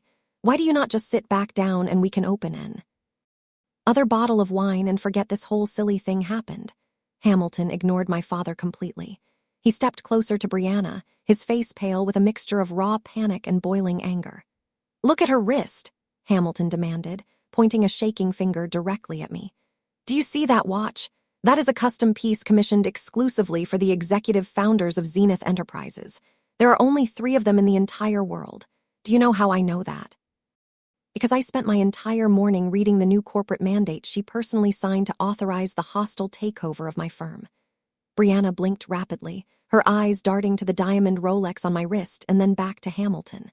"But that is impossible," she stammered, her voice losing its arrogant edge and dissolving into a panicked whine. "She cannot be your boss. She does not know anything about investments. She is a loser, Hamilton. My parents pay for everything she has." "You are lying," Hamilton shouted, the sudden volume of his voice making my mother jump in her seat. "You have been lying to me since the day we met. You told me you came from a family of sophisticated real estate tycoons. You told me this was your family estate. But you are nothing but a desperate fraud. She is a leaner, the founder and sole owner of a private equity and real estate conglomerate worth billions of dollars. This estate alone is worth $8 million, and it is registered to a blind trust controlled by her holding company. She does not just own my firm. She owns commercial high-rises in Manhattan, luxury resorts in the Caribbean, and tech startups in Silicon Valley." My father tried one last desperate attempt to salvage his crumbling pride. "Hamilton, surely there is a mistake," Robert pleaded defensively. "2 women can have the same name." "My daughter was just struggling to pay her bills last year." "Robert, you are absolutely delusional," Hamilton snapped, turning his furious gaze toward my father. "I saw her signature on the acquisition documents today. I saw her corporate portrait in the confidential briefing files. There is no mistake. You people are living in an absolute fantasy world." Hamilton began pacing a tight circle on the marble floor. "Do you understand what you have done to me?" He continued, directing his absolute fury back at my sister. "I have spent the last 3 months trying to impress the executives at Pinnacle Capital to secure a promotion. And you just brought me into the private home of the woman who literally owns the entire board of directors, and you made me watch you treat her like garbage. You intentionally spilled wine on the most powerful woman in our industry. You just committed corporate suicide on my behalf." The sheer force of his anger finally shattered Brianna's delusion. She stumbled backward, her knees hitting the edge of her heavy wooden chair. She collapsed into the seat, her hands trembling so violently that she knocked over her own water glass. Her mouth opened and closed, but no sound came out. She looked at me, really looked at me for the first time in her entire life. She saw the expensive cashmere sweater, the flawless posture, and the cold, unbothered expression on my face. The absolute truth crashed down on her like a physical weight. I was not the family scapegoat anymore. I was the billionaire she had been pretending to be. My mother let out a strangled gasp, pressing her hands against her cheeks as the reality of the situation began to sink in. She looked from Hamilton to me, her eyes wide with sudden, terrifying comprehension. The luxury cabin rental falling through. My casual agreement to let them stay in this massive mansion. Every single piece of the puzzle suddenly snapped into place, forming a picture that horrified her. Nora leaned forward in her chair, a slow, brilliant smile spreading across her face. "Well, Julian," Nora said quietly, her voice cutting through the heavy tension like a sharpened blade. "It looks like your sister really is a self-made woman after all, just not the sister you were bragging about." Hamilton stood rigidly near the table, looking at me with desperate, pleading eyes. He was a man watching his entire career burn to the ground because he had trusted a family of absolute frauds. My father was the first to break the suffocating silence. He could clearly see that the massive wealth and influence he had been desperately trying to fake were actually sitting right across the table.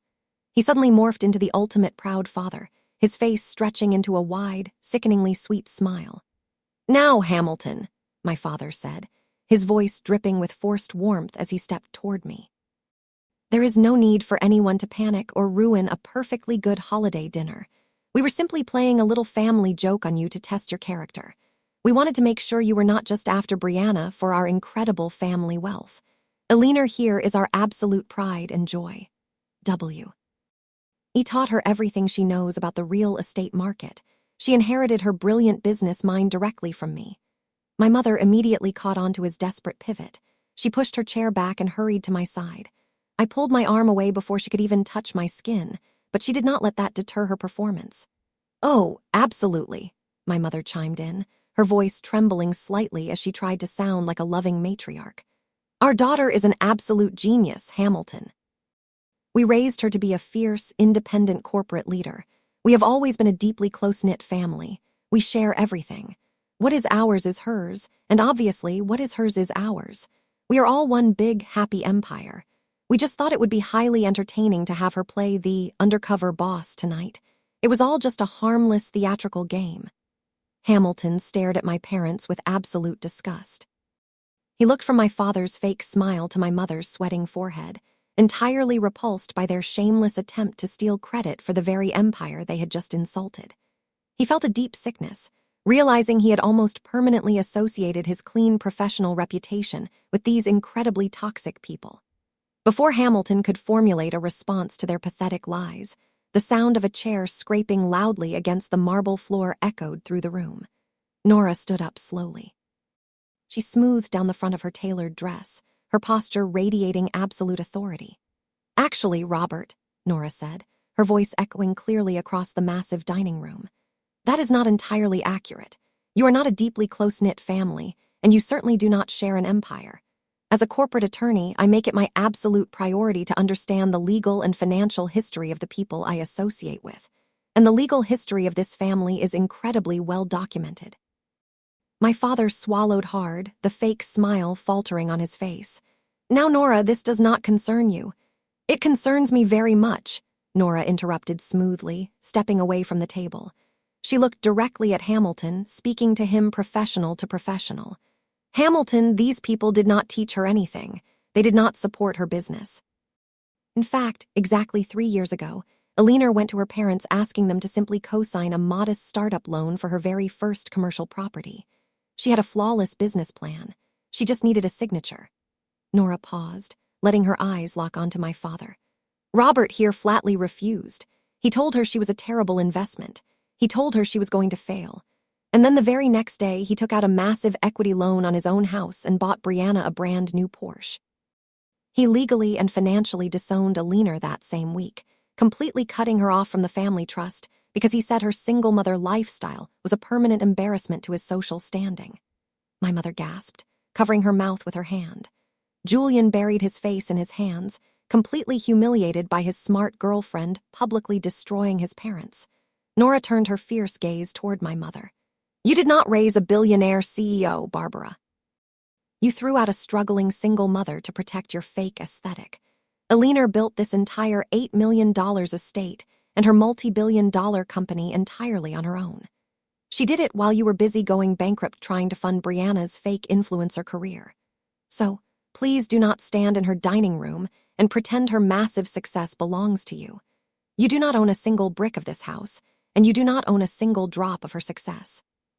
Hamilton looked at me, a profound look of absolute awe replacing the terror in his eyes. He realized the incredible magnitude of what I had accomplished, completely alone. My parents stood completely frozen, their desperate pivot violently crushed by the undeniable, factual truth. They had absolutely nowhere left to run, hide, or manipulate their way out. Brianna could not handle the suffocating reality of the room. The absolute destruction of her curated lies was too heavy for her fragile ego to bear. Instead of feeling shame, she resorted to pure, irrational aggression. She pushed herself up from her chair, her face twisted into a mask of pure hatred, her hands trembling violently. "You set me up!" Brianna screamed, her voice echoing shrilly off the vaulted ceilings. "You orchestrated this entire night just to humiliate me. You knew Hamilton worked for your company from the very beginning, and you intentionally let us come here just to ruin my relationship. You deliberately trapped me because you cannot stand seeing me happy." I did not move a single muscle. I just looked at her, letting her pathetic accusations hang in the air. "I did not invite you here," I replied calmly. "You broke into my home after your credit cards were declined at a cheap rental cabin. You demanded I put on an apron and serve your food like a peasant. You poured a glass of vintage wine on me to make yourself feel superior. You built your own trap, laid out the bait, and walked right into it entirely on your own." Hamilton stood perfectly still, watching the toxic dynamic unfold with absolute clarity. The sophisticated woman he thought he was going to marry was completely gone. In her place stood a spoiled, manipulative liar who had tried to use him as a financial lifeline. He looked at the expensive designer dress she was wearing, suddenly realizing it was likely paid for by the very parents who were now completely bankrupt. "You lied to me from the very first day we met," Hamilton said, his voice cold and devoid of any lingering affection. "You told me you were an independent entrepreneur. You told me your family was old money wealthy. You made me believe I was entering a partnership of equals, but you are just a gold digger. Brianna, you have absolutely nothing to offer. You are completely empty inside." Brianna gasped, her eyes widening in pure panic. "No, Hamilton, please," she begged desperately, reaching across the table to grab his hand. "You do not understand. My family is just going through a temporary rough patch. I love you. Do not let my crazy sister ruin what we have built." Hamilton violently pulled his hand away, his expression hardening into pure, unyielding stone. "She is not poisoning my mind, Brianna. She's the only person in this entire room who actually told me the absolute truth tonight. We are completely done. I am breaking up with you right here and right now. Do not ever contact me again. I will be blocking your number the second I walk out of this house." The finality in his voice was absolute. There was no room for manipulation. The wealthy man she had spent months deceiving had just dropped her like a toxic asset. Brianna let out a sound that was half scream and half sob. Her face flushed a violent shade of purple. The total rejection fractured her reality. She completely lost her mind. She grabbed the heavy crystal water goblet from the mahogany table and hurled it violently across the room. It smashed against the stone fireplace, sending sharp shards of expensive glass raining down onto the pristine marble floor. "I hate you." Brianna shrieked, stomping her feet like an overgrown toddler throwing a massive tantrum. "My life is completely ruined, and it is all your fault." She grabbed a silver serving fork and looked as though she was about to hurl that weapon as well. My parents scrambled backward, terrified of their golden child finally snapping under the pressure. I had seen enough. The entertaining portion of the evening had officially concluded. I raised my right hand and casually snapped my fingers. The sharp sound cut cleanly through Brianna's hysterical screaming. Instantly, the heavy mahogany doors at the far end of the dining room swung open. 4 men dressed in impeccable black suits stepped quietly into the room. They were my private security detail, highly trained professionals who had been standing by in the wings the entire evening. They moved with terrifying speed and precision, fanning out to surround the dining table, their expressions completely blank and focused. The sudden appearance of the armed guards instantly silenced the room. Brianna's screams caught in her throat. She dropped the silver fork, her eyes darting nervously between the large men. My parents froze in absolute terror, suddenly realizing they were no longer dealing with a compliant daughter, but a powerful billionaire who controlled a private army. They stood perfectly still, their breath caught in their chests, waiting in absolute, agonizing silence for my final command to seal their miserable fate. I let the heavy, agonizing silence stretch for a full minute. The 4 security guards stood like stone statues, their eyes locked on my family. The sheer terror in the room was palpable. My mother looked at the shattered glass on the floor, then at the guards, and finally at me. Her arrogant facade completely crumbled. The wealthy, judgmental matriarch vanished, replaced by a desperate, panicked woman who suddenly realized she had no money, no power, and absolutely no way out of the mountains. Barbara collapsed back into her chair and covered her face with her hands. When she looked up, tears were streaming down her cheeks, real tears this time. "Eleanor, please," my mother sobbed, her voice cracking with pathetic desperation. "You have to call them off. You cannot throw us out into the blizzard. We are your family. We are your blood." I did not signal the guards to stand down. I simply leaned back in my chair and watched her cry. "You told me on the phone that my children and I were a liability," I reminded her coldly. "You told me we would ruin your perfect family aesthetic." "I was wrong," Barbara wailed, reaching her hands across the table as if trying to grasp my arm, though I was sitting much too far off. I was so incredibly stressed. You do not understand what we have been going through. We are completely broke, Eleanor. The rental took the very last of our credit. We have absolutely nothing left in our bank accounts. We do not even have enough money to buy gas for the rental car to get back to the airport. We are drowning. You are so successful now, and you have more money than you could ever spend. You have to help your family." My father nodded frantically, abandoning every last ounce of his pride. "Please, Alina," Robert begged, his voice shaking. "We made terrible mistakes. We trusted Julian with our retirement and he lost it all. We took out loans for Brianna and we cannot pay them back. The bank is threatening to foreclose on the house in Boston. If you do not help us, we are going to be living on the street. We will do anything you want. Just give us a loan. You are a billionaire." "A few $100,000 is nothing to you." Hamilton stood quietly near the broken glass, watching the ultimate financial execution take place. He looked at Brianna, who was staring at her parents in absolute shock, finally realizing that her family was not just pretending to be rich. They were actually on the verge of total homelessness. I looked at the two people who had spent my entire life making me feel completely worthless. They were finally begging for my mercy. It was the exact moment I had been waiting for. I turned my head slightly and made eye contact with Nora. Nora offered a slow, sharp smile. She had been waiting for her cue all evening. She reached down beside her chair and picked up her sleek, designer leather briefcase. She placed it squarely on the mahogany dining table. The sharp click of the metal latches echoing in the quiet room sounded like a vault ceiling shut. Nora calmly opened the briefcase and pulled out a thick, heavy manila folder. She did not look at Julian, who was staring at her with wide, terrified eyes. She handed the folder directly to me with professional grace. I took the folder and rested my hands on top of it. "You want a loan," I said softly, looking directly into my father's desperate eyes. "You want me to bail you out of the massive financial hole you dug for yourselves while trying to fund a fake billionaire lifestyle?" "Yes, please," my father practically whispered, leaning forward eagerly. I slid the heavy manila folder across the polished mahogany wood. It came to a stop right in front of my father's plate. "Open it," I commanded. Robert reached out with violently trembling hands. He flipped open the cover of the folder. My mother leaned in close, her tear-streaked face hovering over the documents. For a long moment, neither of them spoke. Their eyes frantically scanned the dense legal jargon printed on the thick parchment paper. "What is this?" my father asked, his voice completely hollow. Nora folded her hands neatly on the table. "That is the original title deed to your primary residence in Boston," Nora stated, her voice carrying the absolute authority of a top-tier corporate lawyer. "Attached to it are the 3 separate notices of default from your primary mortgage lender, along with the aggressive equity loan contracts you signed over the past 2 years. Julian tried to speak up. "Nora, how could you do this?"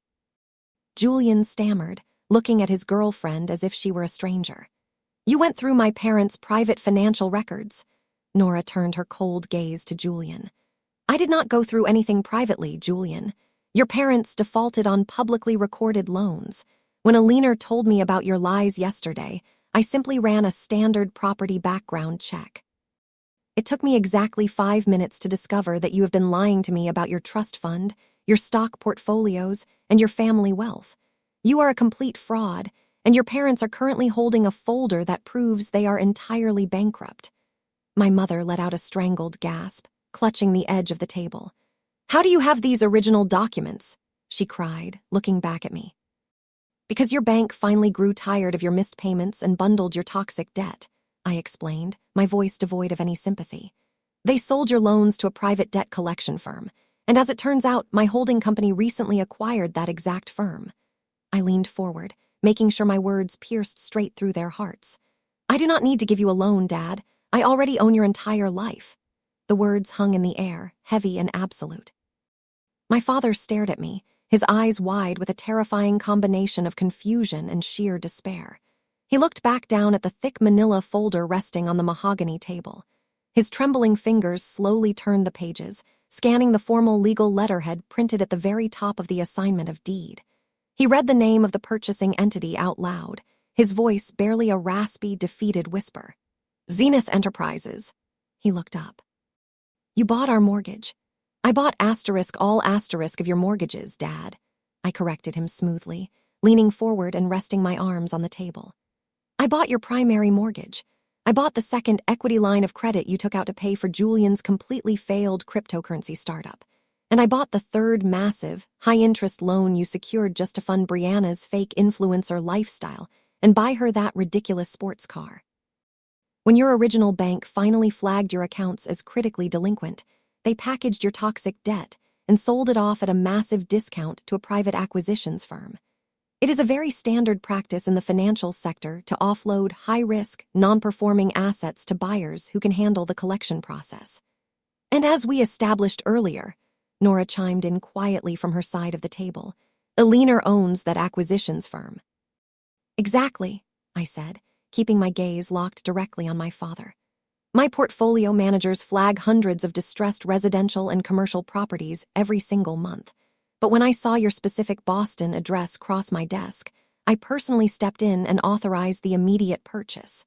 I did not do it out of the goodness of my heart. I did not do it to save you from your own reckless financial decisions. I did it because it was an incredibly lucrative business investment. You see, your original bank was desperate and willing to take a massive loss just to get your toxic loans off their ledgers forever. But I know the actual current market value of that house. It is located in a highly desirable, prime historic district. Once I formally foreclose on the property and evict the current occupants, I can renovate and flip it for a very substantial profit margin. My mother let out a shrill, horrified gasp. Her hands flew to her chest as she stared at me as if she were looking at a complete stranger.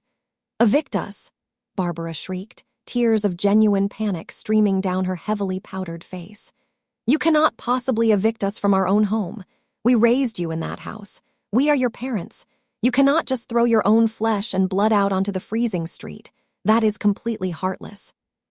"You are not my family right now, Mom," I replied, my voice dropping to a cold, razor-sharp tone that completely silenced her hysterical screaming. "Right now, you are simply my defaulting tenants, and I am your bank. You are officially 3 months past due on every single one of your payment obligations. According to the strict terms of the contracts you willingly signed, I have the absolute legal right to initiate formal foreclosure proceedings at any given moment. In fact, my legal team has the final eviction paperwork completely drafted, heavily reviewed, and absolutely ready to file at the courthouse first thing Monday morning." My father slumped back in his heavy wooden chair. The arrogant, boastful man who had spent the entire evening bragging about his fictional real estate empire was entirely gone. He was nothing but a broken, bankrupt shell of a man. "But Eleanor," he pleaded, his voice breaking into a pathetic sob, "we have nowhere else to go. We spent our entire retirement fund. We have absolutely zero savings left. If you take the house, we will be completely homeless." I looked at him without a single ounce of pity or regret. "You should have thought about your retirement fund before you liquidated it to buy designer handbags and luxury vacations for a daughter who treats everyone around her like garbage," I said, gesturing toward Brianna, who was currently sitting frozen in her chair, completely speechless.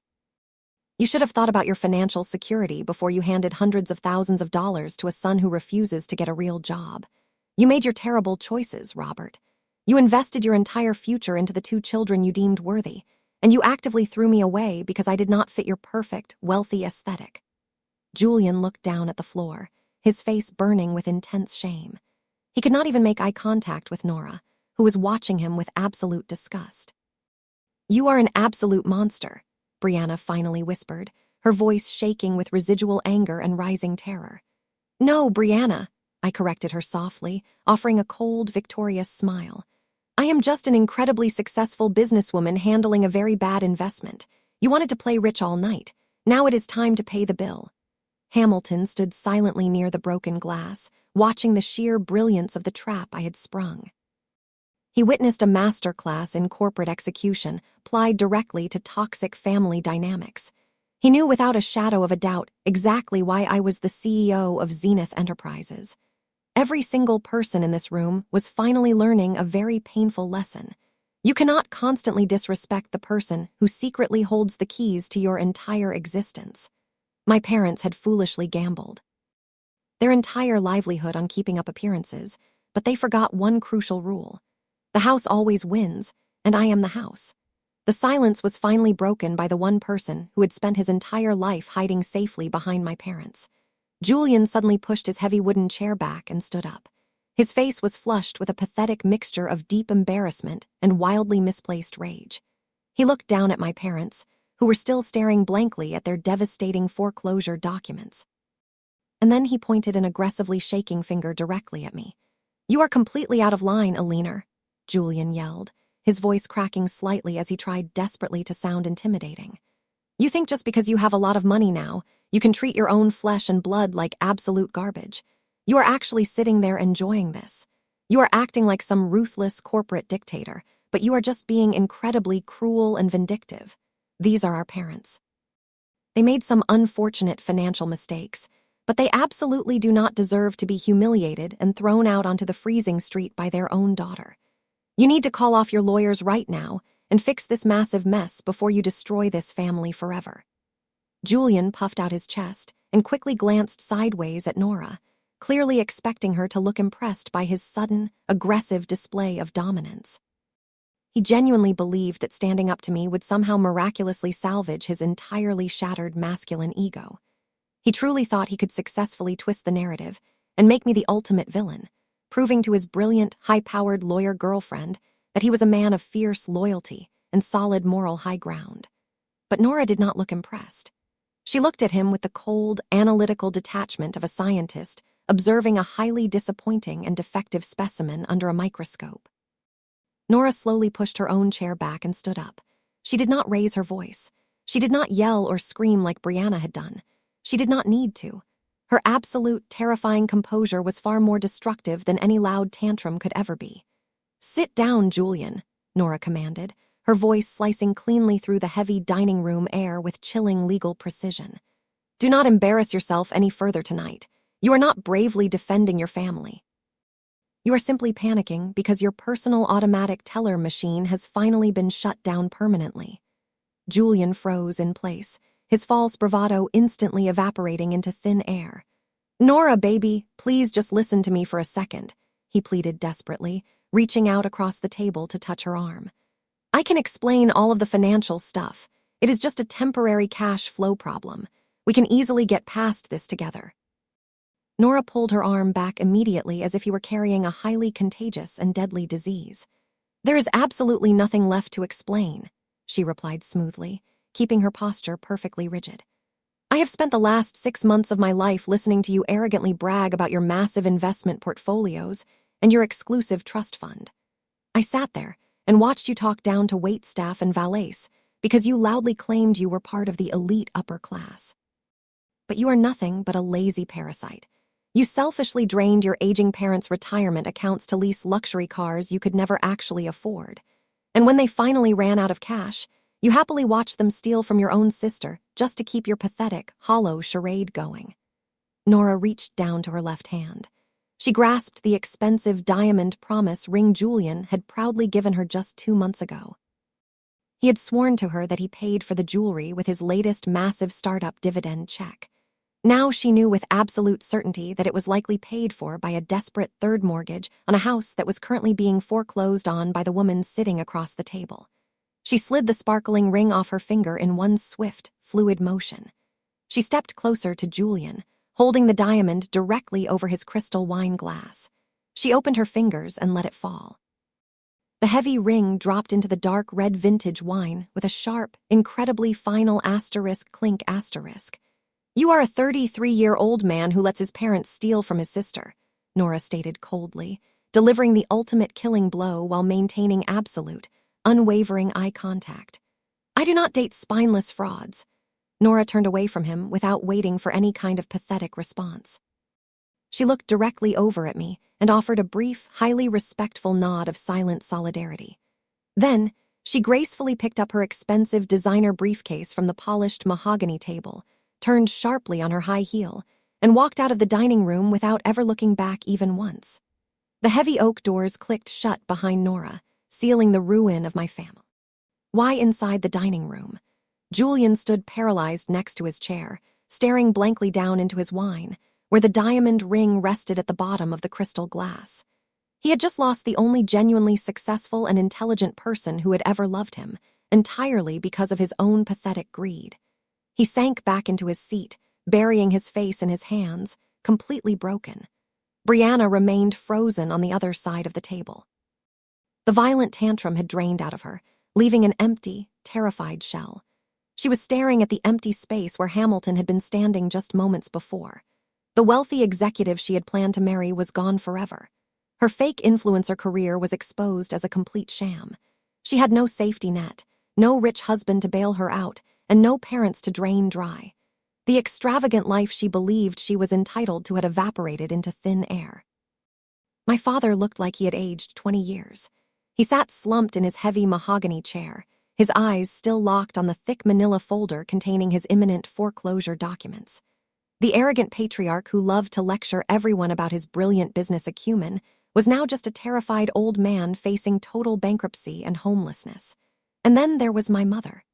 Barbara slowly looked around the room, taking in the absolute destruction of her family. She looked at Julian crying silently. She looked at Brianna staring blankly at the wall. She looked at the 4 massive security guards standing silently in the corners. Finally, she looked at me. The reality of her situation hit her with the brutal force of a freight train. There was no money left. There were no hidden bank accounts.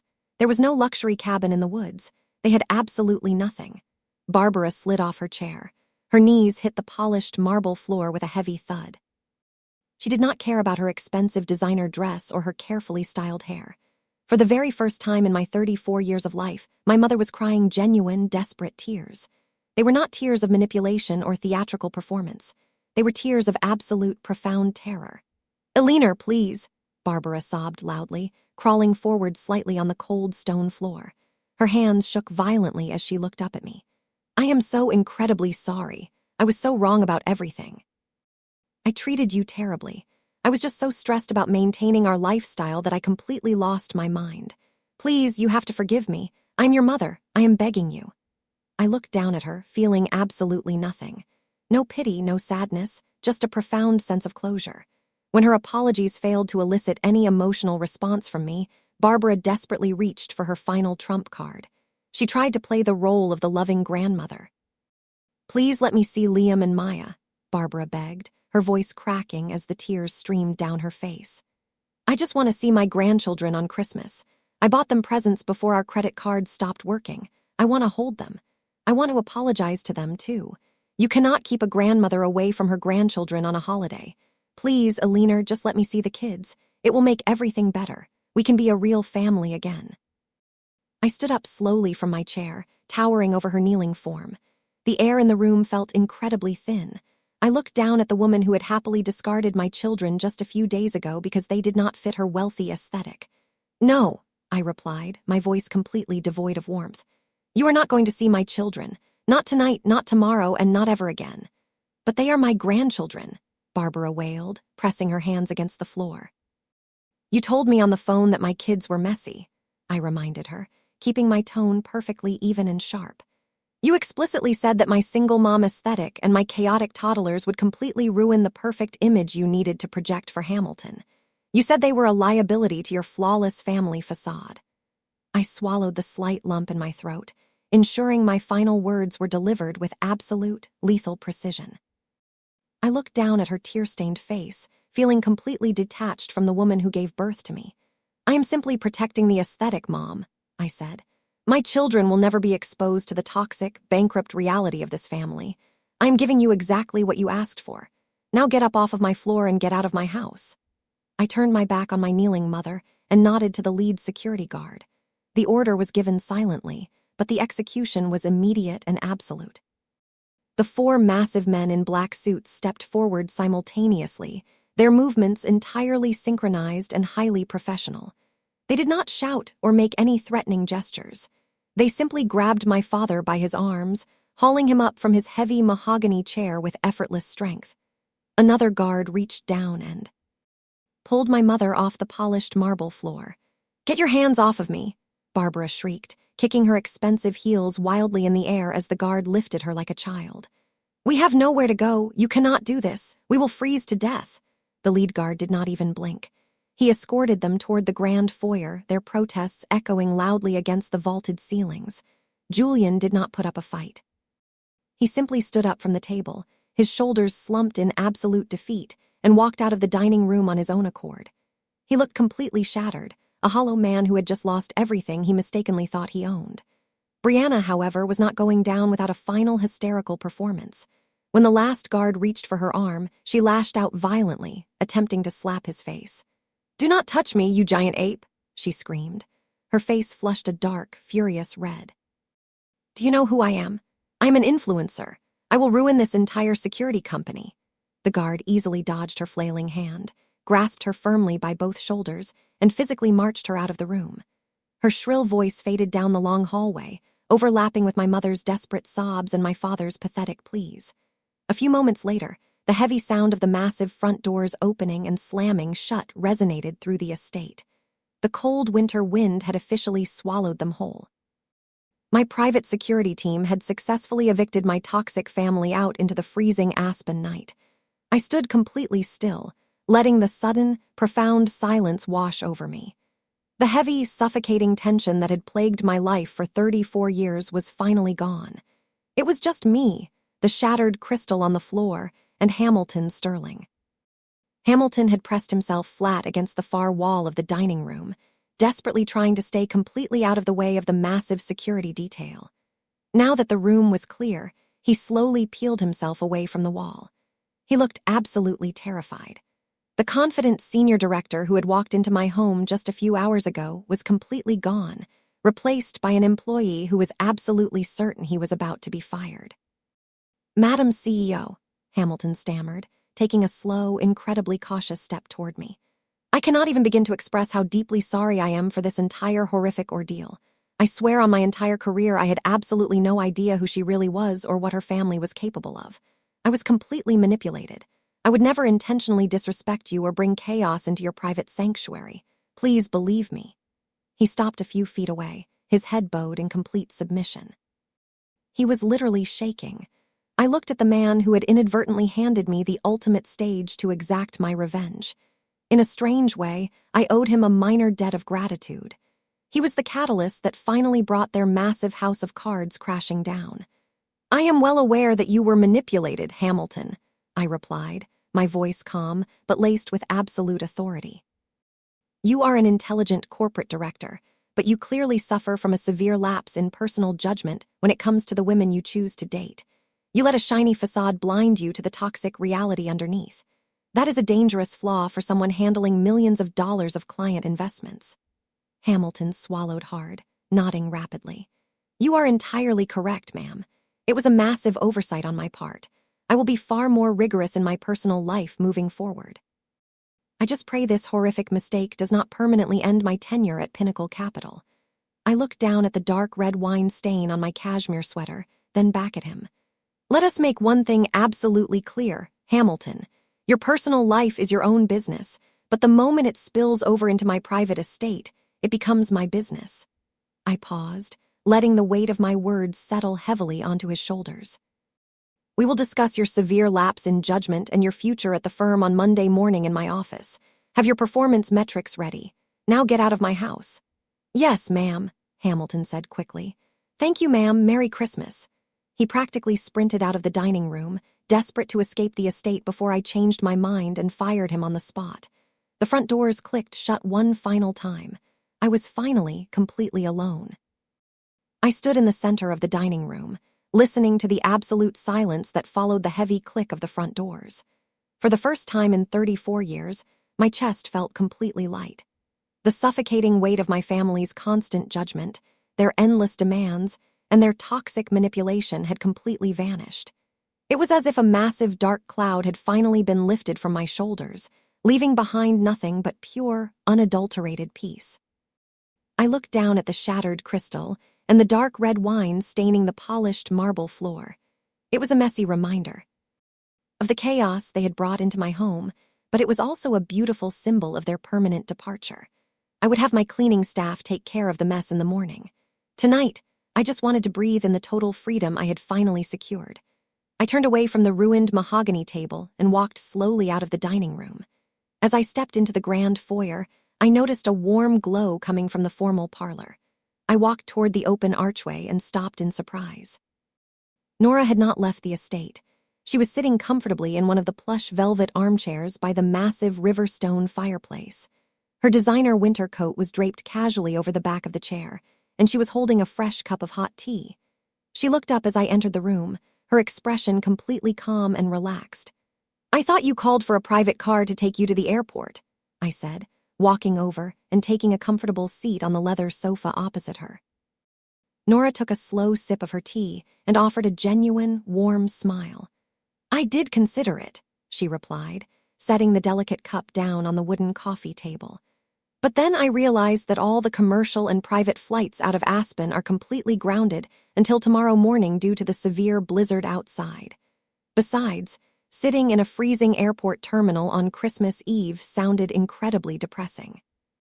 I figured the billionaire CEO of Zenith Enterprises might have a spare guest room for the corporate lawyer who just helped her execute the most flawless family eviction in modern history." I let out a soft, genuine laugh. It was the first time I had truly laughed all evening. "You are more than welcome to stay, Nora. In fact, I would be highly honored to host you for the holidays. You handled my brother with absolute perfection tonight." It takes a very strong, highly intelligent woman to walk away from a toxic relationship without a single ounce of hesitation. Nora leaned back in her chair, the flickering firelight reflecting in her dark eyes. "I have worked way too hard to build my legal career to let a spineless fraud like Julian drag me down," she said firmly. "And honestly, watching you dismantle your parents' entire false reality was the greatest masterclass in corporate strategy I have ever personally witnessed. You did not just break their delusion. You legally and financially dismantled their entire toxic existence. They will never be able to manipulate, belittle, or hurt you ever again." We sat in a comfortable, deeply respectful silence for a few long moments. We were two incredibly successful, self-made women who had just ruthlessly cut the dead weight out of our respective lives. We did not need their validation, and we certainly did not need to pretend to be anything we were not. The heavy burden was gone. Suddenly, the quiet, peaceful atmosphere was broken by the joyful sound of small, rapid footsteps echoing from the top of the grand staircase. The heavy oak doors of the private cinema had opened, signaling the end of the holiday movie marathon. I stood up and walked to the base of the massive staircase just as Liam and Maya came bounding down the carpeted steps in their matching pajamas. "Mommy!" Liam shouted happily, his face glowing with pure excitement. "The movie was so awesome." Santa Claus flew his magic sleigh right over the big snow mountains. Maya giggled loudly, practically launching herself from the bottom step directly into my waiting arms. "Santa is coming," she cheered, burying her small face into my shoulder. I caught her easily, wrapping my arms tightly around her warm little body while Liam hugged my legs. I closed my eyes, breathing in the sweet scent of their shampoo. They were completely safe. They had not heard a single violent scream. They had not witnessed a single broken glass, and they had absolutely no idea that their toxic grandparents had just been permanently exiled from our lives. They were pure, innocent, and completely untouched by the darkness that had relentlessly haunted my own childhood. "I am so glad you loved the movie, my sweet angels," I whispered, kissing the top of Maya's head. I looked over at Nora, who was watching us from the parlor archway with a soft, deeply affectionate smile. This was my true family. It was not defined by blood or legal obligations. It was defined by pure love, deep respect, and the fierce desire to protect each other at all costs. The storm was officially over, and our real Christmas was just beginning. I led Liam and Maya into the formal parlor, where Nora was already waiting. The massive Riverstone fireplace crackled loudly, casting a warm, golden glow across the room. The contrast between the violent blizzard raging outside the bulletproof glass windows and the absolute serenity inside the house was breathtaking.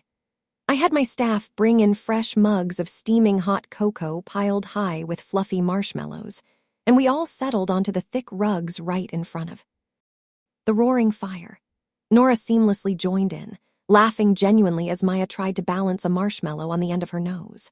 Watching a high-powered corporate lawyer sitting cross-legged on the floor playing with my children, as if she had known them her entire life, solidified everything I had come to realize that evening. We did not need my parents or my siblings to make this holiday special. We had everything we could ever possibly need right here, safe and secure from the toxic madness outside. The towering Christmas tree in the corner was decorated beautifully with silver and gold ornaments, glowing softly under the ambient light. I walked over and pulled out the first few presents wrapped in shimmering paper. The next 2 hours were filled with nothing but pure joy. There were no tense whispers, no passive-aggressive insults disguised as jokes, and absolutely no walking on eggshells to appease a fragile ego. Liam tore into a massive building block set he had been begging for, while Maya squealed in delight over a new interactive storybook. I even had a small wrapped gift for Nora, a vintage leather portfolio I realized suited her sharp aesthetic perfectly. She opened it with genuine surprise, her eyes shining with real gratitude. She told me it was the best Christmas she had experienced in years. I felt exactly the same feeling, a deep warmth that had been missing for so long.